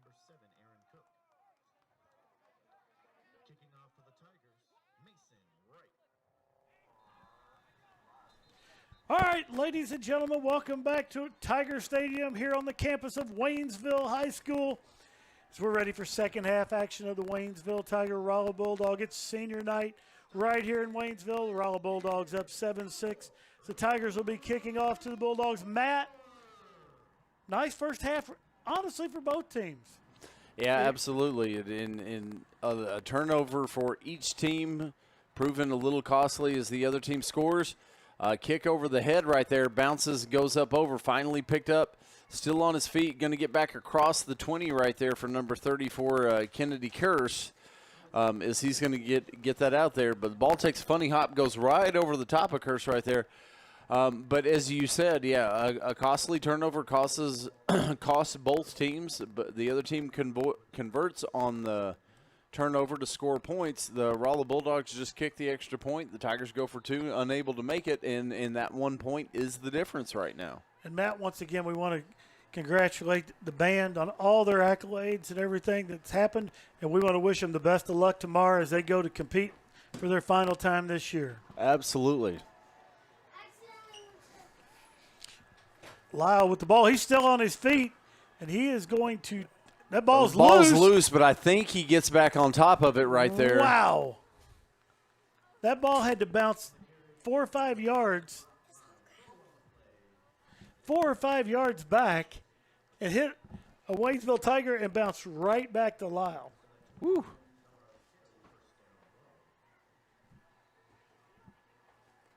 So the Bulldogs will move it out to the 42-yard line. It'll be 1st and 10 from there.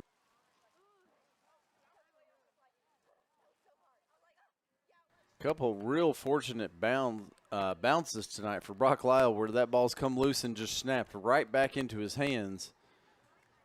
Handoff that time is going to go up the middle, going to go out and just across the 45-yard line, That's maybe the 46. Montgomery on that carry for the Rolla Bulldogs.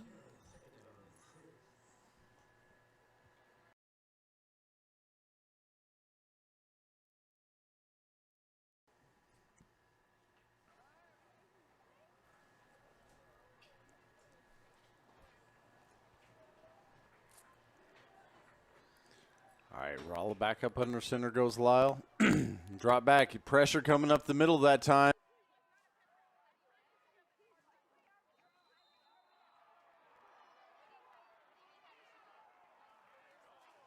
Quarterback Brock Lyle's pass is incomplete intended receiver Colton Petersmith.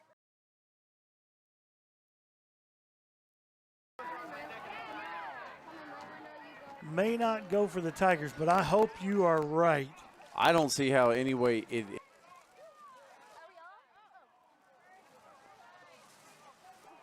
To be pass interference against the Waynesville Tigers. I agree with everything you just said there. It's just not the way football is officiated nowadays. Wow. That is not a good call right there. So that's going to be a 15-yard penalty they're going to march off against the Tigers. Yeah, I'm not sure what Johnny Hedrick was supposed to do other than what he did. So that's going to move it down all the way down inside the 40-yard line. So Rolla's going to have it 1st and 10 at the Waynesville 39. Ball comes to line, turn, gives the handoff, hit immediately in the backfield that time. Going to spill forward, maybe pick up a yard as he falls forward. Stephen Harris on that. Isaiah Hopper of the Tigers. Short gain on the play. 2nd down, 9. First time tonight I believe we've called Harris's name, Matt.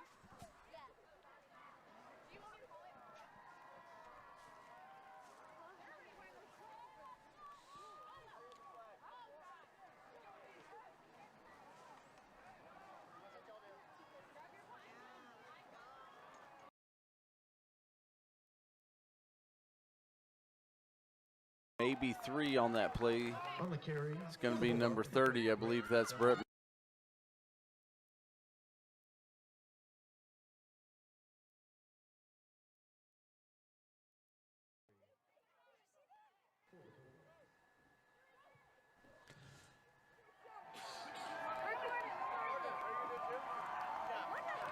Tiger fans, It's third. So it's going to make it 3rd and 5 here. Rolla comes to the line. They've got 2 receivers wide out to the top, 2 backs in the backfield here. Lyle takes the shotgun, rolls out to his left, lets the pass go, and it's going to be intercepted. Still on his feet, Johnny Hedrick crosses midfield, still moving down inside the 30, down to about the 25, and Johnny Hedrick got an unfair penalty called over on that other side. Makes up for it on that one.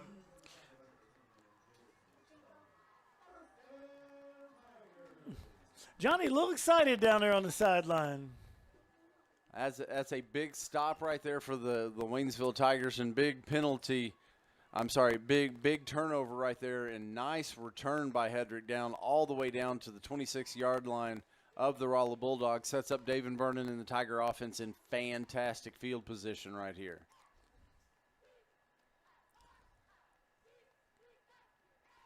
That ball's on the ground. Chase is able to pick it up and get back just over the line of scrimmage. Yeah. Oh, and we're going to have a penalty flag. Penalty here. We're going to have a face mask against Rolla.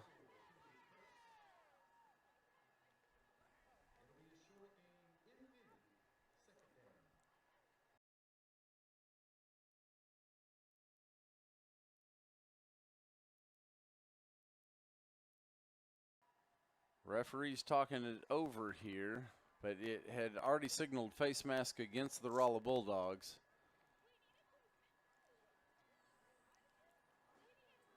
We're going to step it off. It'll be just a 5-yard face mask. 5-yarder.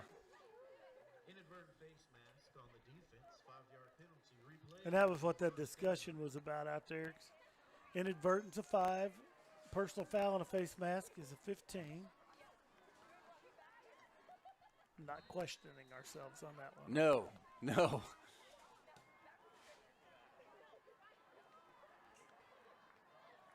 So that'll make it 1st and 5 here for the Waynesville Tigers. Snap comes back.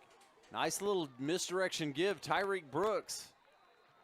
And we've got another penalty flag. Tigers number 2, Tyreek Brooks, flag on the play. We have another face mask against the Rolla Bulldogs.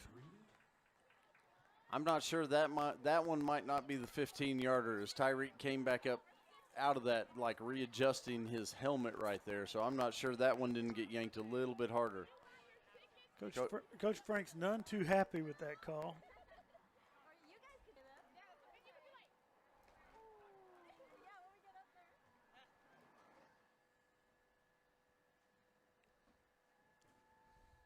Now they're going to say that is an inadvertent as well. That's just going to be another 5-yarder, so that's going to take it down inside the 15-yard line.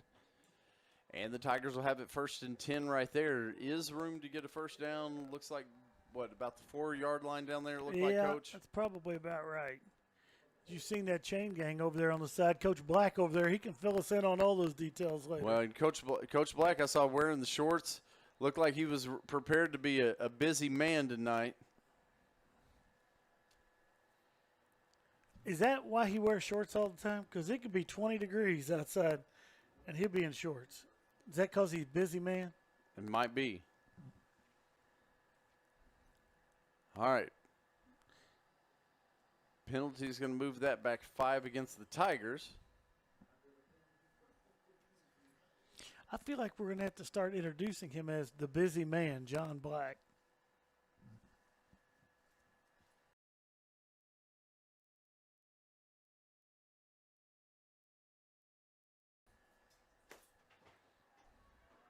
Or is it John the Busy Man Black? I think that has a better mouthfeel to it. And we've got another flag. What has just occurred? We've had more flags in the last 4 plays than we had almost in the first half. Yeah, and this one's going to be against the Tigers.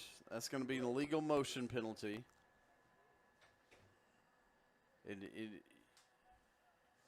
You want something that's going to –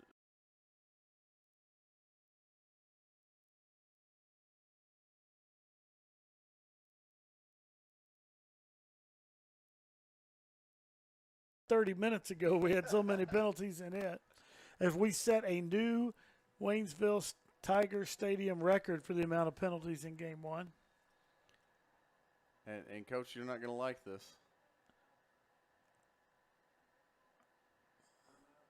I think we have a Oh, timeout, Rolla. It's a timeout. I saw David pull up and stop the play. I just assumed at that point, it was a penalty, Coach.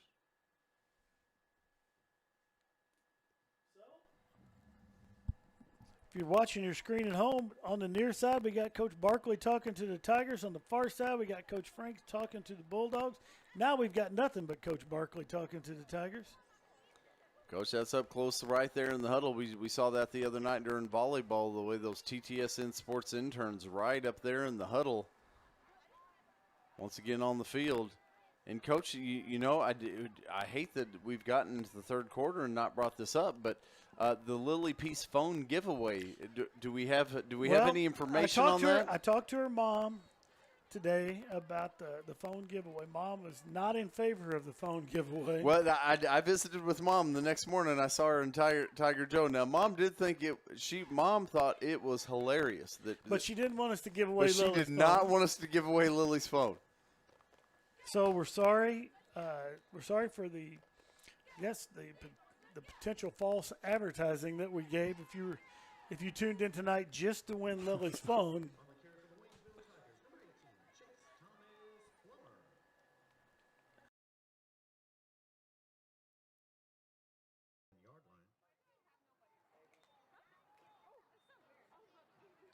Second down, 17, Tigers. Maybe for the winter sports, we could work some kind of phone giveaway. Well, Coach Pills is always giving away something for attendance. Well, Coach Pills might be the guy to talk to here, Coach. This morning they had some pretty fancy cars out there as the handoff goes in the middle, still on his feet. Tyreek Brooks. Looking back to the right, Tyreek on his feet, inside the 5. He's going to have a first down. Woo, he's going to have first down. It looks like they're going to mark him down about the 3. I thought Tyreek might be able to squeeze Brooks to make something out of what looked like a whole lot of nothing there, Coach Rawlings. Well, and the Tigers, with that full cut back over the field, that's normally when you see a flag. Right. For a block in the back or a hold. A hold coming back that other direction. So the Tigers will be on the first and goal from the 3-yard line.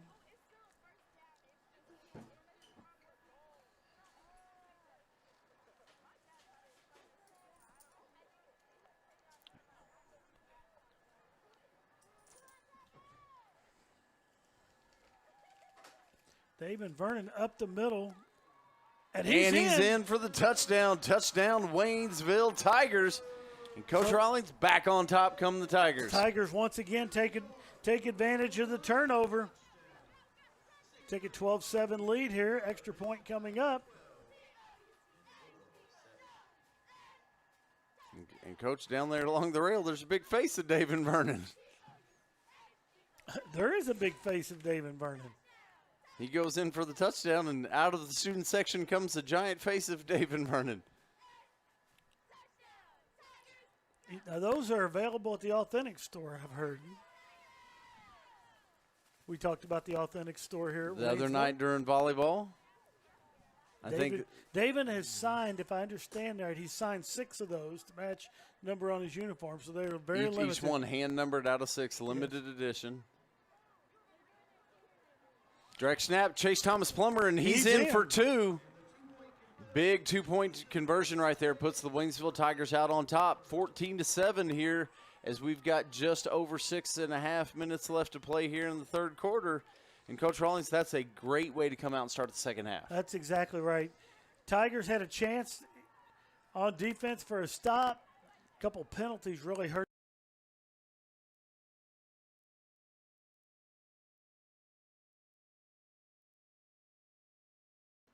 Tigers will be kicking off here now at almost the halfway mark of quarter number 3.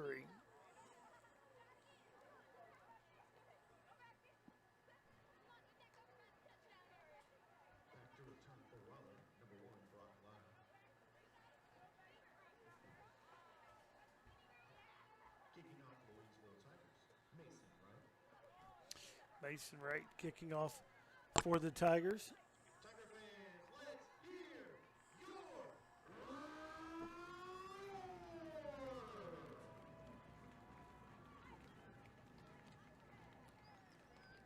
Mason, kick fielded right about the 25. Still on his feet, but Ooh, hit big hard hit at the 35-yard line. Wyatt Lewis going to feel that one.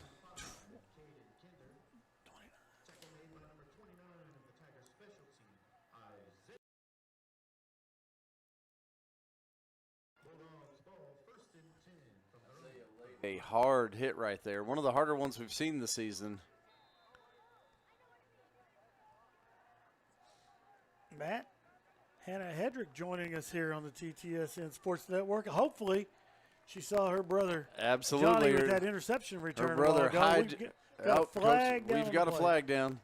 Her brother Hyde jumped up, picked off that pass, and brought it all the way back down the field, set the offense up in fantastic field position. Offense does their job, puts it in, puts the Tigers back up by 7. So we're going to have offsides on the Tigers there, make it 1st and 5 for the Bulldogs. And a name that we called years ago right here on TTSN on Friday nights, Mr. Seth Hedrick, having a birthday this week, I believe.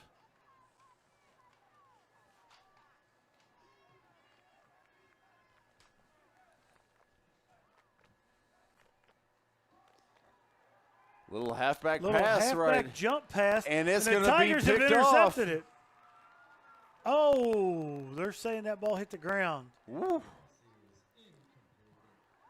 Well, there was a referee right there in that area. And but boy, it sure looked like the Tigers got it to me. Wow. Chris Scott was almost picking that ball off.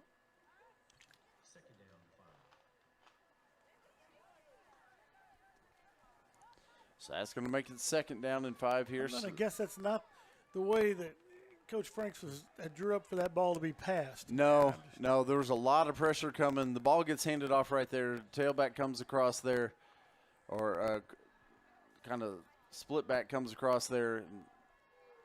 Definitely off balance as he reaches up and lets that one go. Don't think that's what he was looking for there. Is that handoff's going to go to Caden Kinder, but found inside real quick on that one. Going to be dropped right at the line of scrimmage.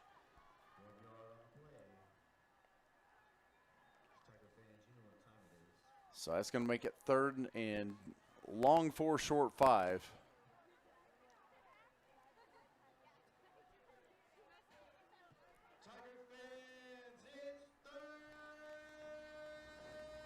Big 3rd down here for both teams right now. Lyle's going to keep it this time. He has a 1st down and more. 1st down, still on his feet as he crosses the 40 all the way down out of bounds right before the 35-yard line, make it the 36. And so nice. Josh Best tracks him down from behind.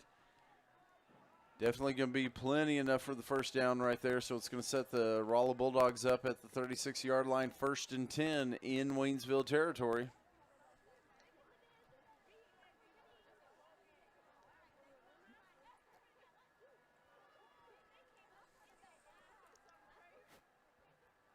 After the 28-yard carry, 1st and 10 for the Bulldogs. 2 backs in the set behind Lyle. Lyle turns, gives to, I believe that is Kinder. That is Kinder. He's going to pick up about 3. Caden Kinder, well, they're going to give him 4. Isaiah Hopper finally going to be the Tiger, gets his hands on him and drops him, but nice little 1st down run for Caden. So make it 2nd and 6, ball down inside the 35-yard line here, and this is where the Tiger defense is going to have to stiffen up, Coach Rawlings. Yeah, Rolla's had a nice little drive now to get into Tiger territory. We've got a flag on the near side. They're going to whistle this one dead. I did not see anything. We're going to get a signal here. Going to have dead ball, false start against the Rolla Bulldogs, so back them up 5.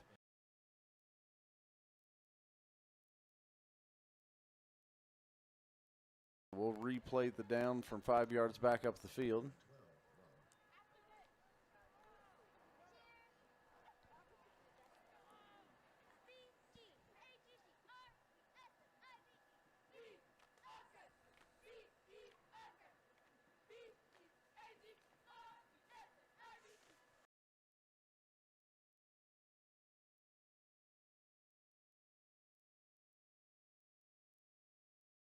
12.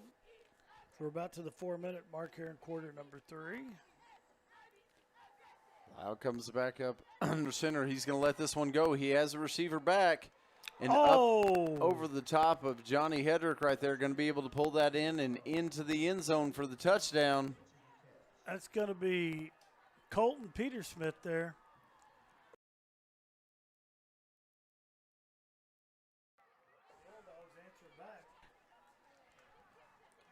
Tigers with a 1-point lead here with the extra point to come.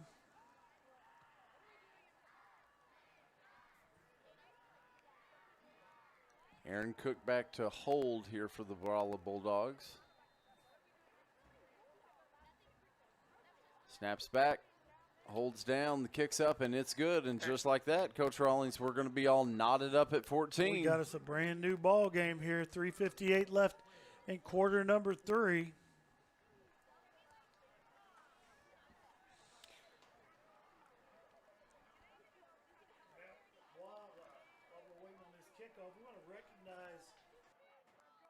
And people here that got all district.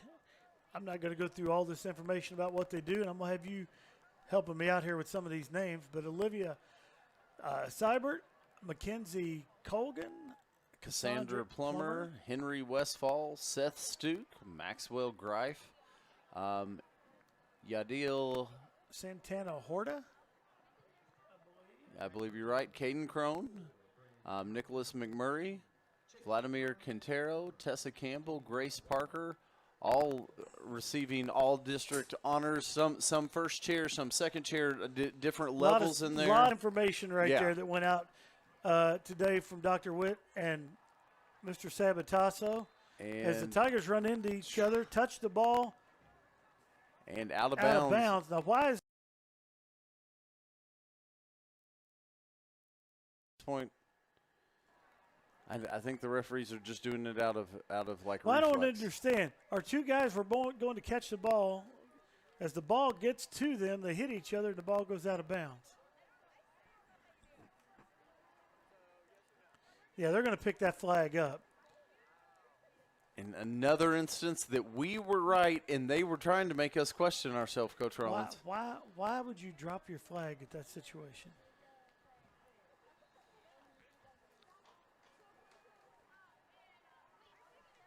So it's going to pin the Tigers back deep right here. As they're going to start with the ball on their own 9-yard line.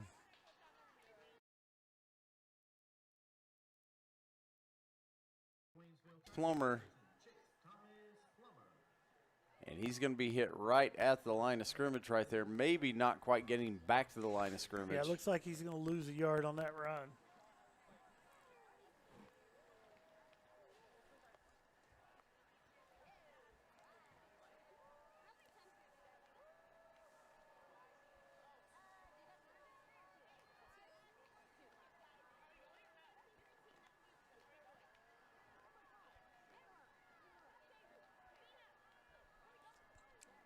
This time it's going to be Chase up the middle.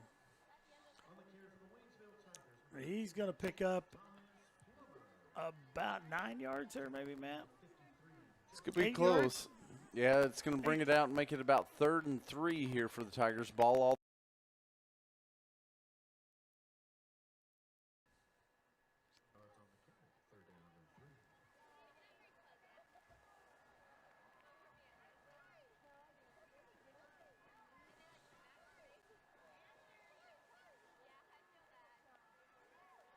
Big 3rd down upcoming here. Snap back. Vernon's going to keep it. Runs into traffic. Well, he's going to be close. I think he's going to have it. Looking at the far side referee, he's coming in on the 20-yard line, and he does. He does have it, yep. He gets exactly 3. I couldn't tell looking in the pile. There was a lot of Tigers and a lot of Bulldogs right in there, but looking at the far side referee, it looked like forward momentum had him to the 20, which was going to be enough, and it is. So 2:15 left to play here in the 3rd quarter, and the Tigers on the move. Big first down pickup right there for the Tigers. Huge first down, because it's a big gamble going on 4th that deep. Yeah, I don't think you can go Not in a tied-up game. You get in a late possession, late fourth quarter, and you've got to have a score. Maybe you push that. I don't think you can gamble that right here at this point in the game. Thankfully, the Tigers don't have to make that decision as the handoff's going to go to the outside. Chase Thomas Plummer looking for room out there. A lot of congestion out there on that side, on this side of the field. You and I were the guinea pigs for the Bears, so there was a few, like, Second down and 8. 2-yard carry.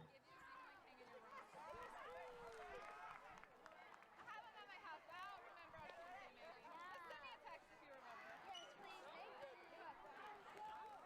So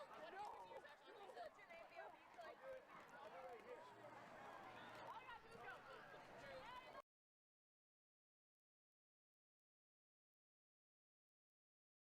Almost to the minute mark here in the third quarter. Low snap. David picks it up. Nice lead block out there. Going to spring and give David a little bit of extra space right there. As I think that it was that Tao in the backfield beside Vernon on the carry that time. Yeah, I believe that is. 5-yard carry. Third down and 3. So pick up a 5, well, closer to 6 on that one. Going to make it 3rd and about 4 for the Tigers here.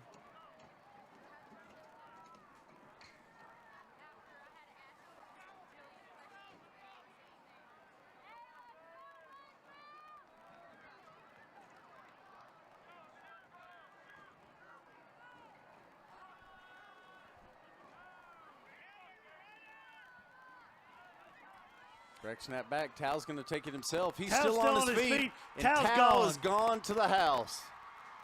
Woo! Coach Rawlings, that's going to be a 74-yard run.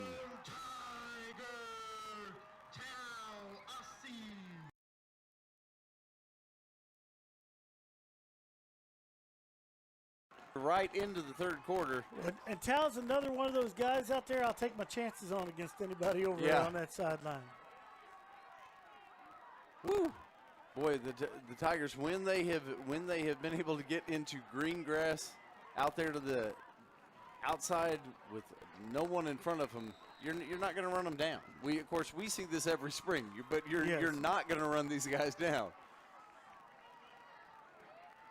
All right, so 2-point attempt upcoming here. Going to keep it. Tao right back up the middle. He's going to be stopped short, I believe. Whew. Boy, there's a lot of push there on the Tigers. But that's going to bring us 6 seconds left here in the third quarter. The Tigers up 20-14 over the Rolla Bulldogs here on senior night in Waynesville.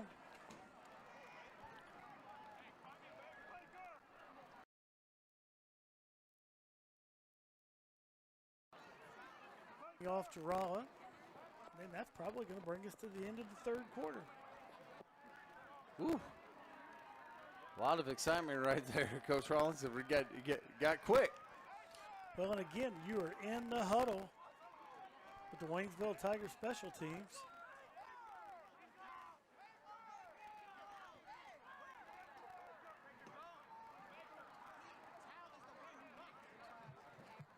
Kicking off for the Tigers. TTSN Sports Interns get you right up in the action, Coach Rawlings. I'm going to say that huddle might be a little more dangerous with Mr. Coach Barkley than Miss Coach Barkley. What do you think?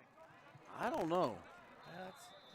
Tiger fans, let's hear your All right. Antoine Fowler was about as in the huddle as you could get Monday night. Yeah, I think he thought he was going into the game at one point. All right, Mason going to tee it up, kick it off for the Tigers. High spinner. Going to fall just in front of the 20-yard line. Fielded there on his feet across the 30, 35, almost to the 40-yard line. And we are going to have one more play here in the third quarter. He's tackled by number 12, Eric Holloway of the Tigers special teams. I believe Eric Holloway going to get in there with the stop for the Tigers on that one. 10 from the Rolla 39.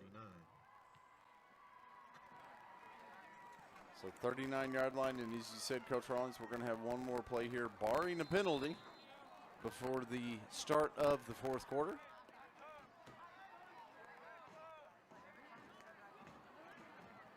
Caden Kinder in motion, handoff faked, and that's going to be Lyle, and he's going to be dropped pick up about one, and that's going to bring us to the end of the third quarter with the Waynesville Tigers up on the Rolla Bulldogs 20-14.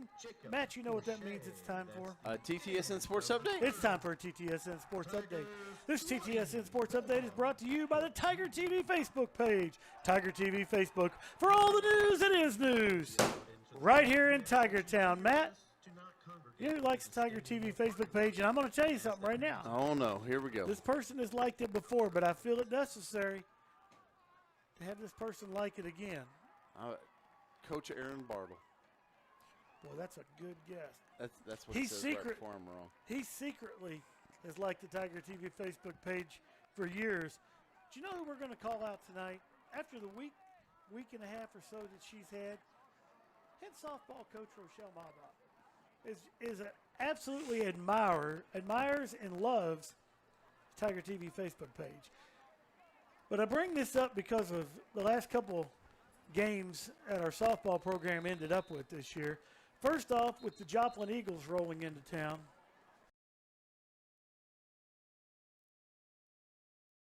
Three-ranked team in the state, I believe. All the way up here to the new turfed softball field. And we sent them all the way back downstream to Joplin with a loss. And opened up district play this week against the number 4 team in the state, Eureka. Terrible draw for the Tigers. Go to Eureka, number 4. They go down to defeat by 1 run. Yeah, and almost a game that pull an upset. Almost pulled a major softball upset in the state of Missouri. But tremendous season by Coach Mabach and the softball ladies. We just want to send out our appreciation for all they've done this year. Absolutely. Fantastic season for the Lady Softball Tigers and a lot of young players on that team. Pass downfield's going to be complete. That time going to be down to about the 43, 42-yard line of the Waynesville Tigers. Coach, was that number 20? I believe that's Colton Petersmith. Petersmith caught the touchdown pass earlier for the Bulldogs.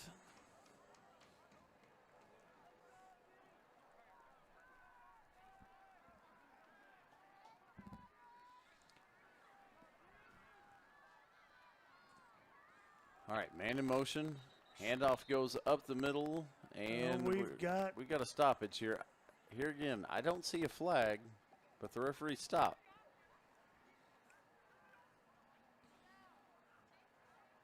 We're going to have motion. Well, here's something I've noticed about our official down here on the near side. Blows. Well, he did drop it. He did. All right, the flag dropped it straight down. Straight down. The official on the far side likes to throw it. Well, and drops it right here. So we're being shielded by the players right here. So I did watch. He came over and picked up a flag, but really close to the sideline, so we could not see that flag come out.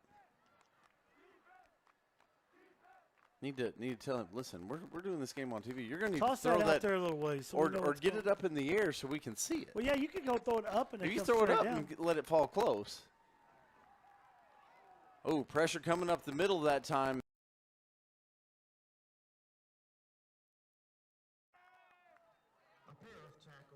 That's going to be Hayden Emery on the carry, and boy, that ball could have been knocked out very, very easily. The Bulldogs. Ball sits right at the 43-yard line of the Waynesville Tigers.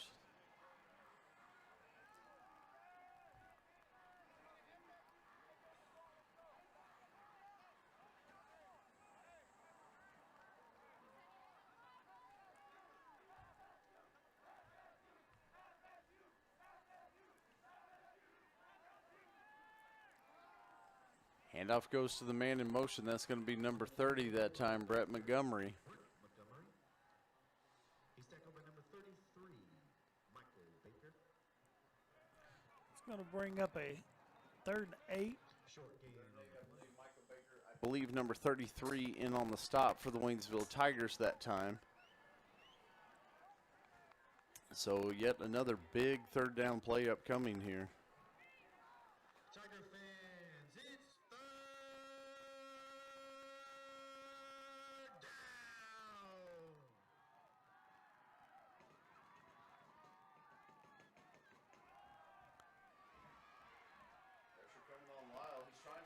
Yeah, he's going to be knocked out of bounds. They're going to lose about 4 yards on that. On the stop as he forces Brock Lyle out of bounds. Boy, it's just when you roll your quarterback out that direction, he's trying to throw across his body. He just never could get set to get a pass off. And, So and you're not going to be able to get a pass off unbalanced like that. unbalanced and under distress. Well, Dalen Registe was coming quick, and he was not coming to say hello and let's have Kinder cookies. So Rolla Bulldogs. On to punt, number 30, Brent Montgomery.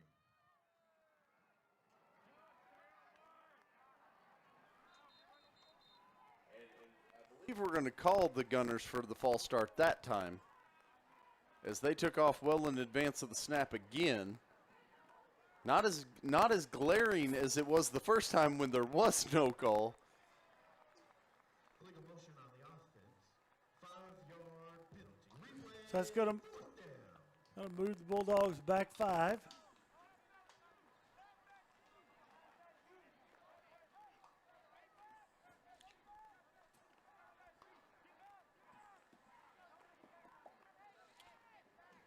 Now, folks, watch the Gunners here. Let's see if this happens again. Well, the Gunners should be keying on the snap of the ball. They should be looking down the line, and that time That they time do. they were fine.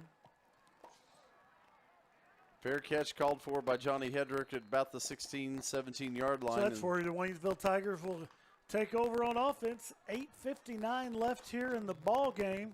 Tigers up by 6. Well, we just need one of those long, tedious run. Just grind it Just out. Run about 3 yards in a cloud of dust, and then 4 yards in a cloud of dust, and Right. then another 3 yards in a cloud of dust, and let's just run this clock out and head to the weekend. No, you don't understand almost how that can happen, because those Gunners, the standard training is you're going to look down the line, because a lot of times there's not going to be an audible snap count because the punter's going to signal when he's ready. So the Gunners look in to watch the ball. Once the ball moves, you take off. But twice tonight we have seen those Gunners for Rolla leave well before the snap. Tallahassee with the carry. Tao going to brought be down. spun down, lose about 1, looks like on the Yep, on the gonna play. lose about 1. Loss of 1 on the play, 2nd and 11.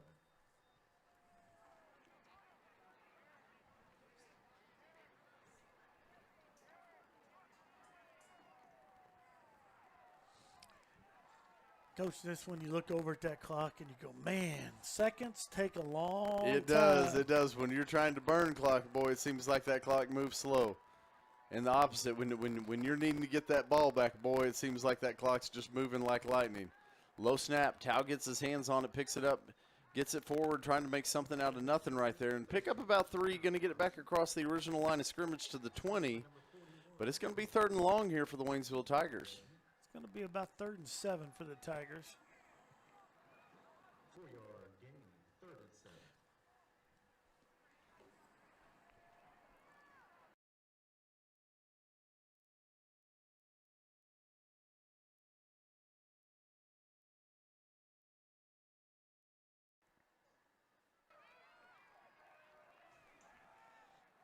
All right, David Vernon.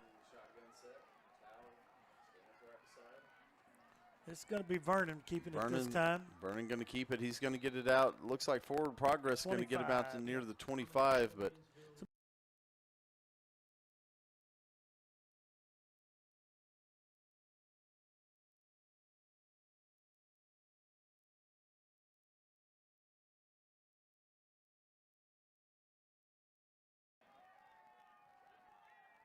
It's coming back out on the field.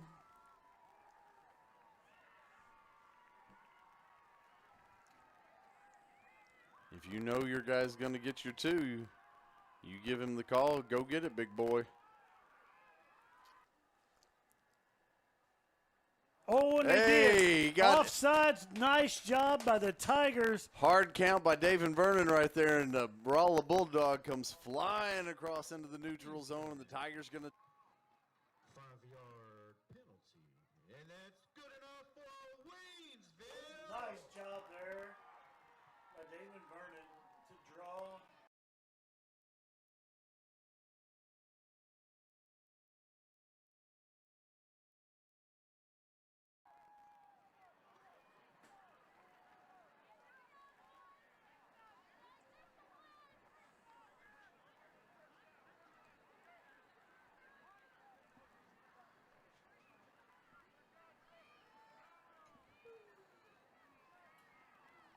Low snap once more. Tao, Aussie. Picks up a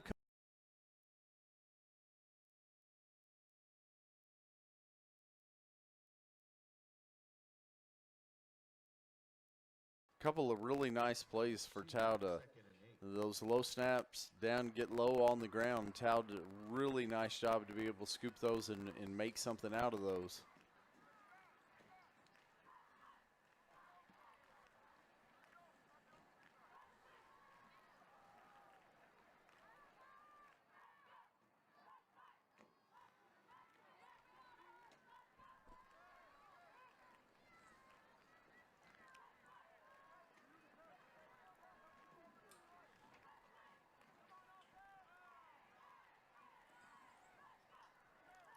David gives off to Tyreek Brooks near side. Crosses the 40, 45 out of bounds. Gets that first down, steps out of bounds.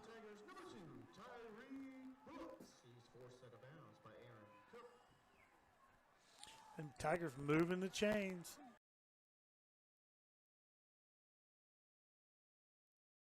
Waynesville.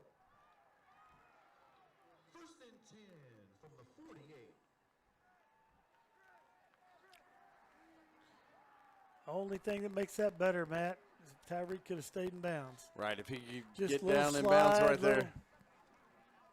Saw Tyreek the other day at the college and career fair we had going on at the high school this week. Colleges, I don't know how many schools and colleges we had in the gym. Filled the gym up. Filled the gym and was laughing. And Tyreek was standing with Coach Black and a couple other coaches. Dr. Witt was down there, and Tyreek was talking about how he thought he could dunk over the top of each one of us. And I assured Tyreek that there was no doubt that Tyreek could jump up and dunk over me. Told him he was going to get fouled. Like he's going to earn the dunk. He's going to get fouled to get it, but I fully believe that he would get the dunk.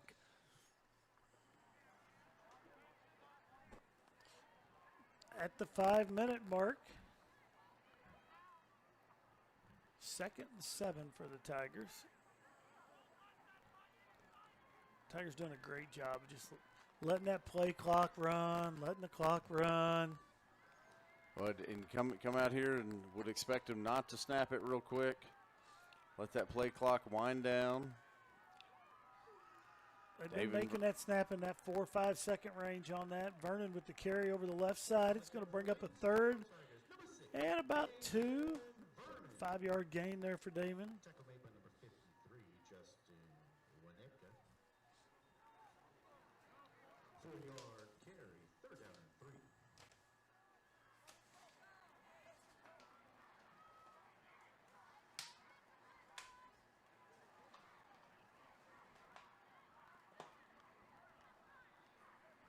So going to be 3rd and short, as you said, about 3rd and 3 here.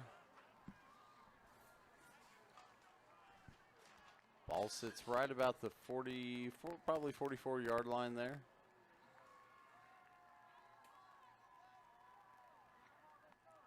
Tao Aussie in the backfield set beside Vernon.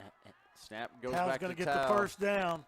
Move those chains again. For the Waynesville Tigers, number 32, Tao Aussie. Rolla with 2 timeouts. You got to figure at some point.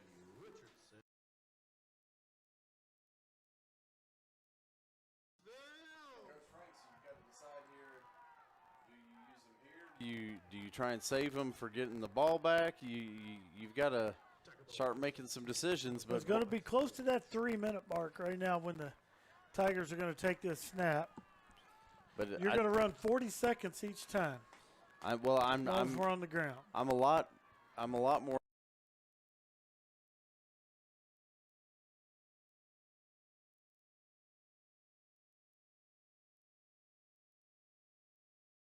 The ball, looking for some open ground. Still on his feet. They're gonna stop Tao, and we're gonna get a flag, of course. And probably the thing that hurts the most right there is. And it's gonna be a face mask against Rolla. Thing that hurts the most right there might be the fact that the flag stops at the play clock. Yes. No, but that is exactly right.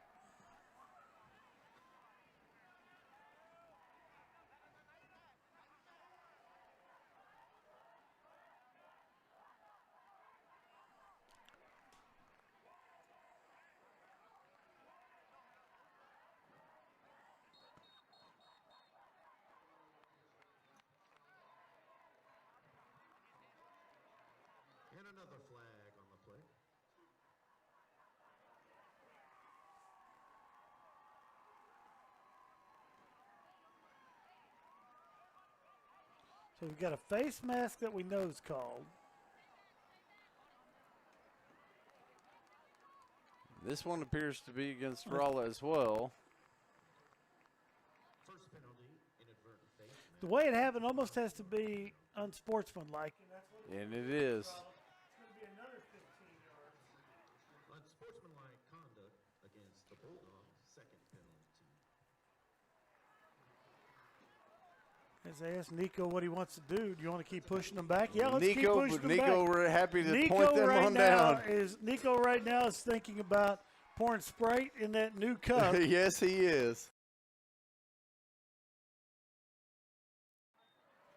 Tigers in the red zone. Under 3. So that's going to be a 1st and 10 for the Tigers at the 20-yard line. 2:55 left in the ball game.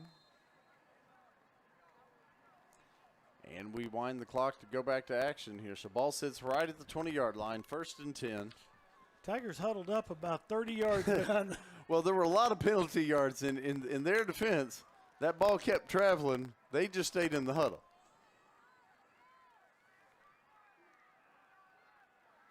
Snap comes back. Tawasi going to take it once more. Up the middle. Keeps that clock running. It's like Tao going to take it down, pick up about 3 yards on the play. And as you said, the clock's going to start ticking. And you got to think, if you're Rolla, like you mentioned earlier, now you're kind of getting down to crunch time. Well, if you're Rolla right now with 2 timeouts, this is just my thought. You've got to let it run here. Your timeout.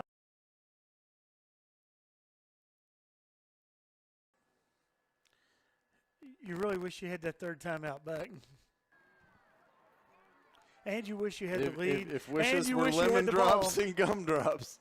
So, right now, if you're Rolla, you're probably wishing you were in Waynesville's position. Well, yeah. Doesn't everybody want to be a Tiger, Coach Rollins? Well, everybody wants to be a Tiger. David Vernon grinds it out.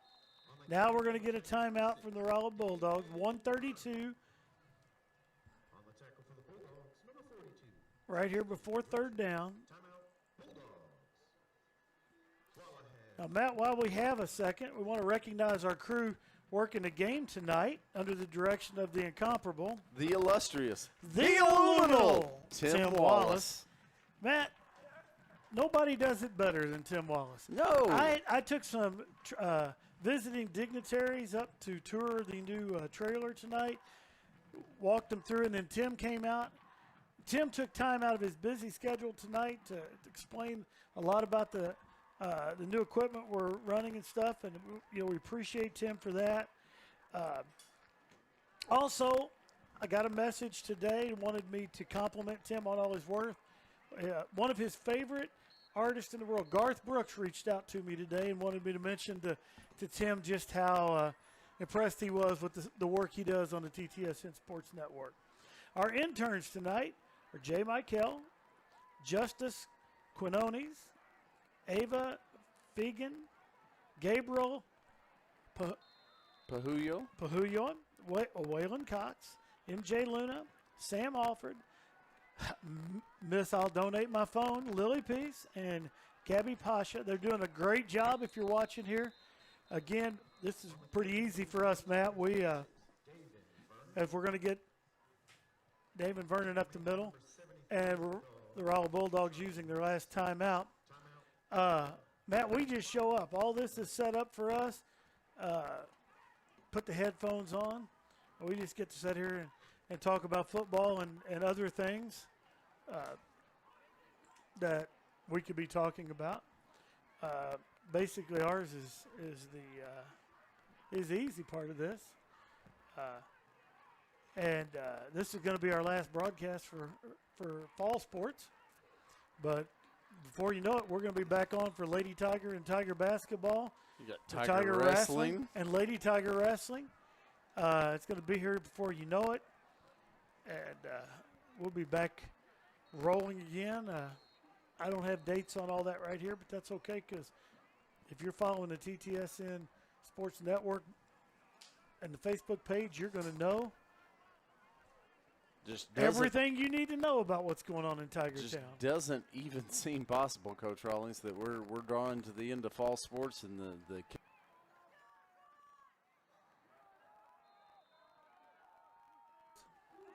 Junior high wrestling starts at 20.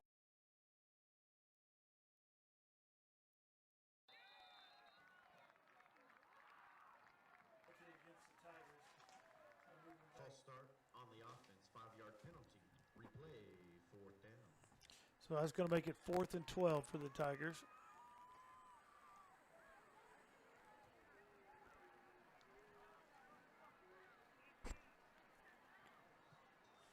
After the penalty, 4th and 12 from the 22.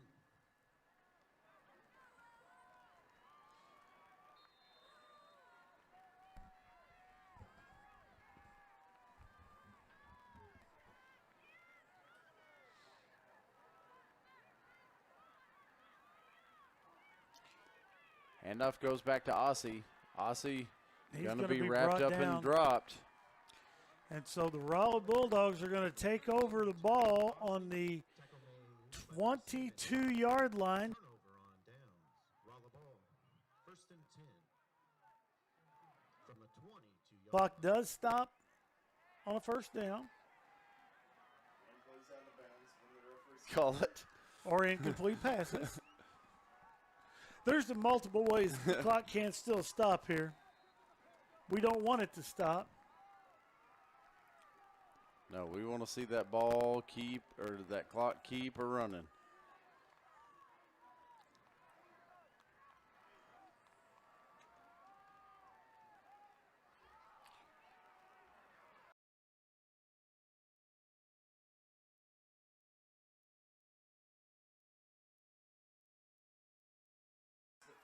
Across the 45, out of bounds there. Well, Tigers multiple chances right there to get Lyle down. Importantly, in bounds, which would have kept that clock a-running. But long run at 1st down brings the ball all the way out to the 46-yard line. Stops the clock at 1:04, so huge pickup right there on 1st down for the Rolla Bulldogs.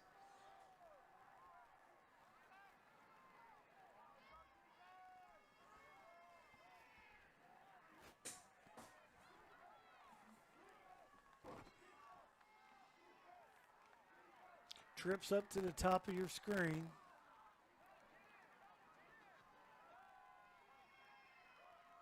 Pressure Lots of coming. pressure Lyle on gets Lyle. that one away. It is complete. Going to be complete That down to 45-yard the line. Tiger 45.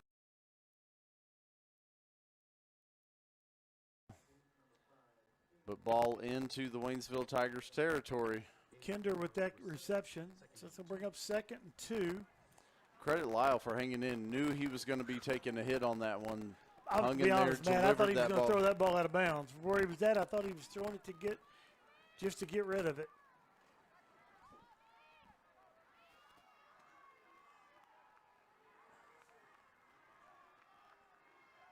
Rolla splits 3 wide. 2 down here to the bottom, 1 wide to the top. Lyle drops back. Looking. Now he pulls it down. He's going to take off. He's going to get Breaks the one 1st hit. down and get out of 30. bounds. Going to be near the 30-yard line. They're going to mark him out right at the 30, so stops the clock. Another 1st down, all the way down to the 30-yard line. So the Lyle Rolla comes Bulldogs. out of there limping, too.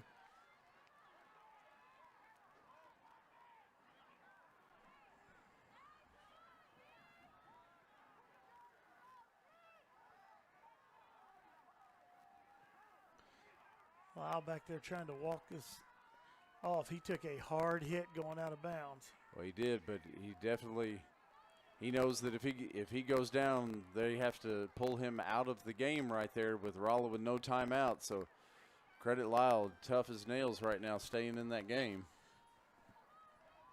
Clock setting at the 52nd mark.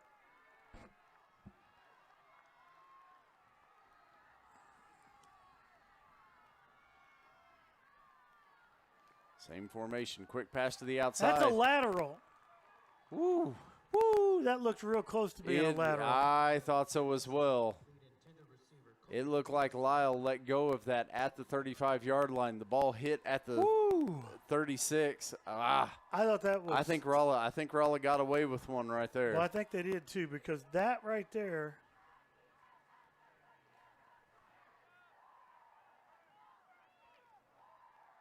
I think that ball landed about a yard behind where he let it go right there. I think Rolla real lucky to get away with one right there.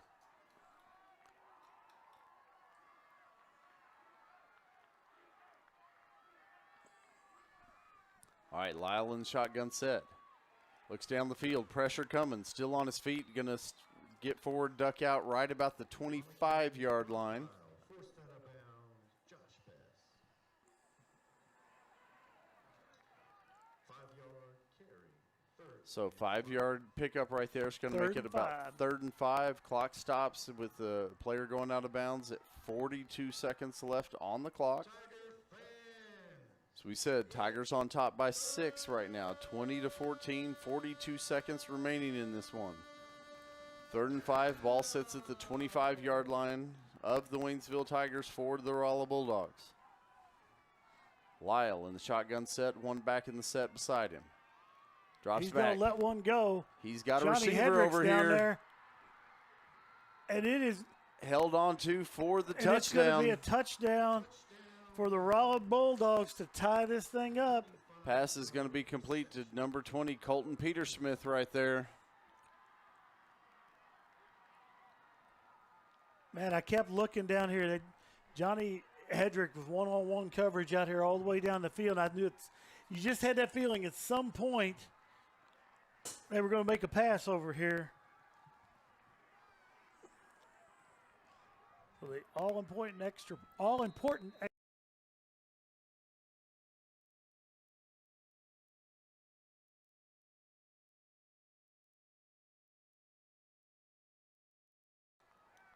So tied up at 20, 34 seconds to play here.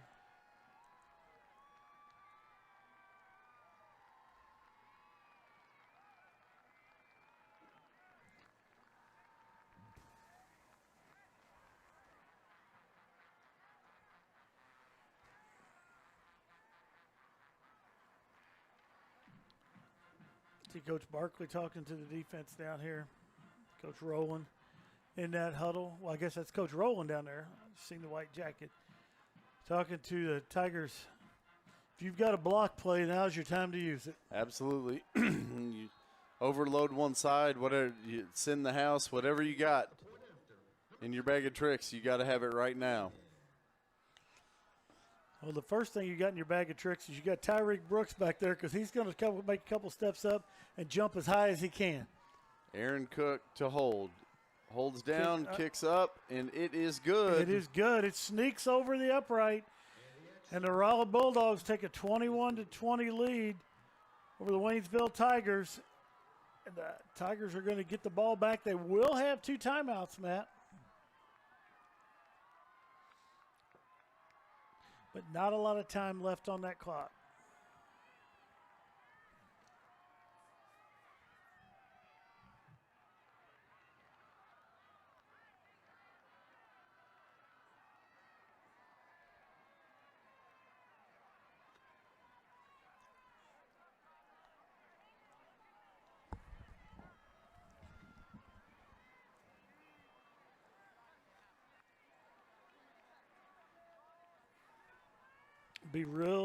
I'm going to be real surprised to see Rolla kick this thing deep right here, man. I think you're agree. Gonna see some kind of squib kick or something short here.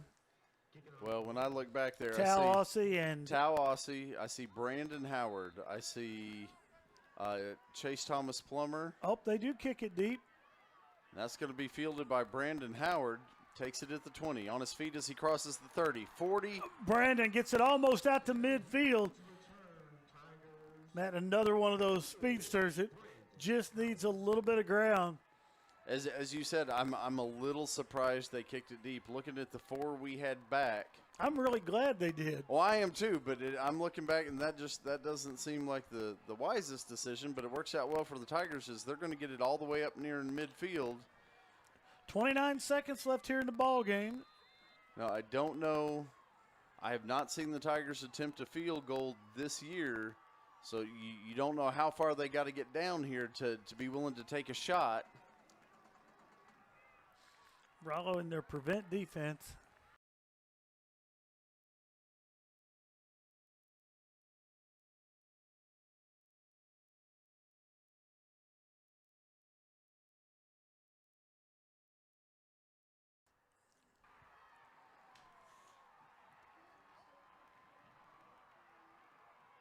It's that time of the game when we ask those who need to be picked up to please place those calls or send those texts now so that your ride will arrive right after the game ends. As a reminder, after the game, no one will be allowed to enter the They even field. let one fly down there. A couple of Tiger receivers in that area, but a whole bunch of Rolla Bulldogs down in that area.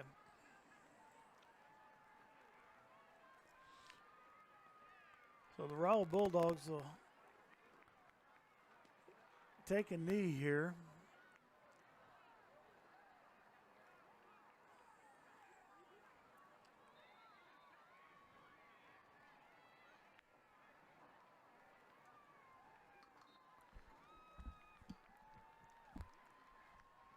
Rolla does take a knee. The Waynesville Tigers will let that clock run out tonight here on senior night. The Rolla Bulldogs come back late in the fourth quarter to defeat the Waynesville Tigers 21-20. Folks, we want to thank you all for joining us tonight on the TTSN Sports Network. Again, we will be back when the winter sports season gets here, which will not be very long. For Matt Johnson, I'm Mike Rawlings, and we hope everyone has a great weekend.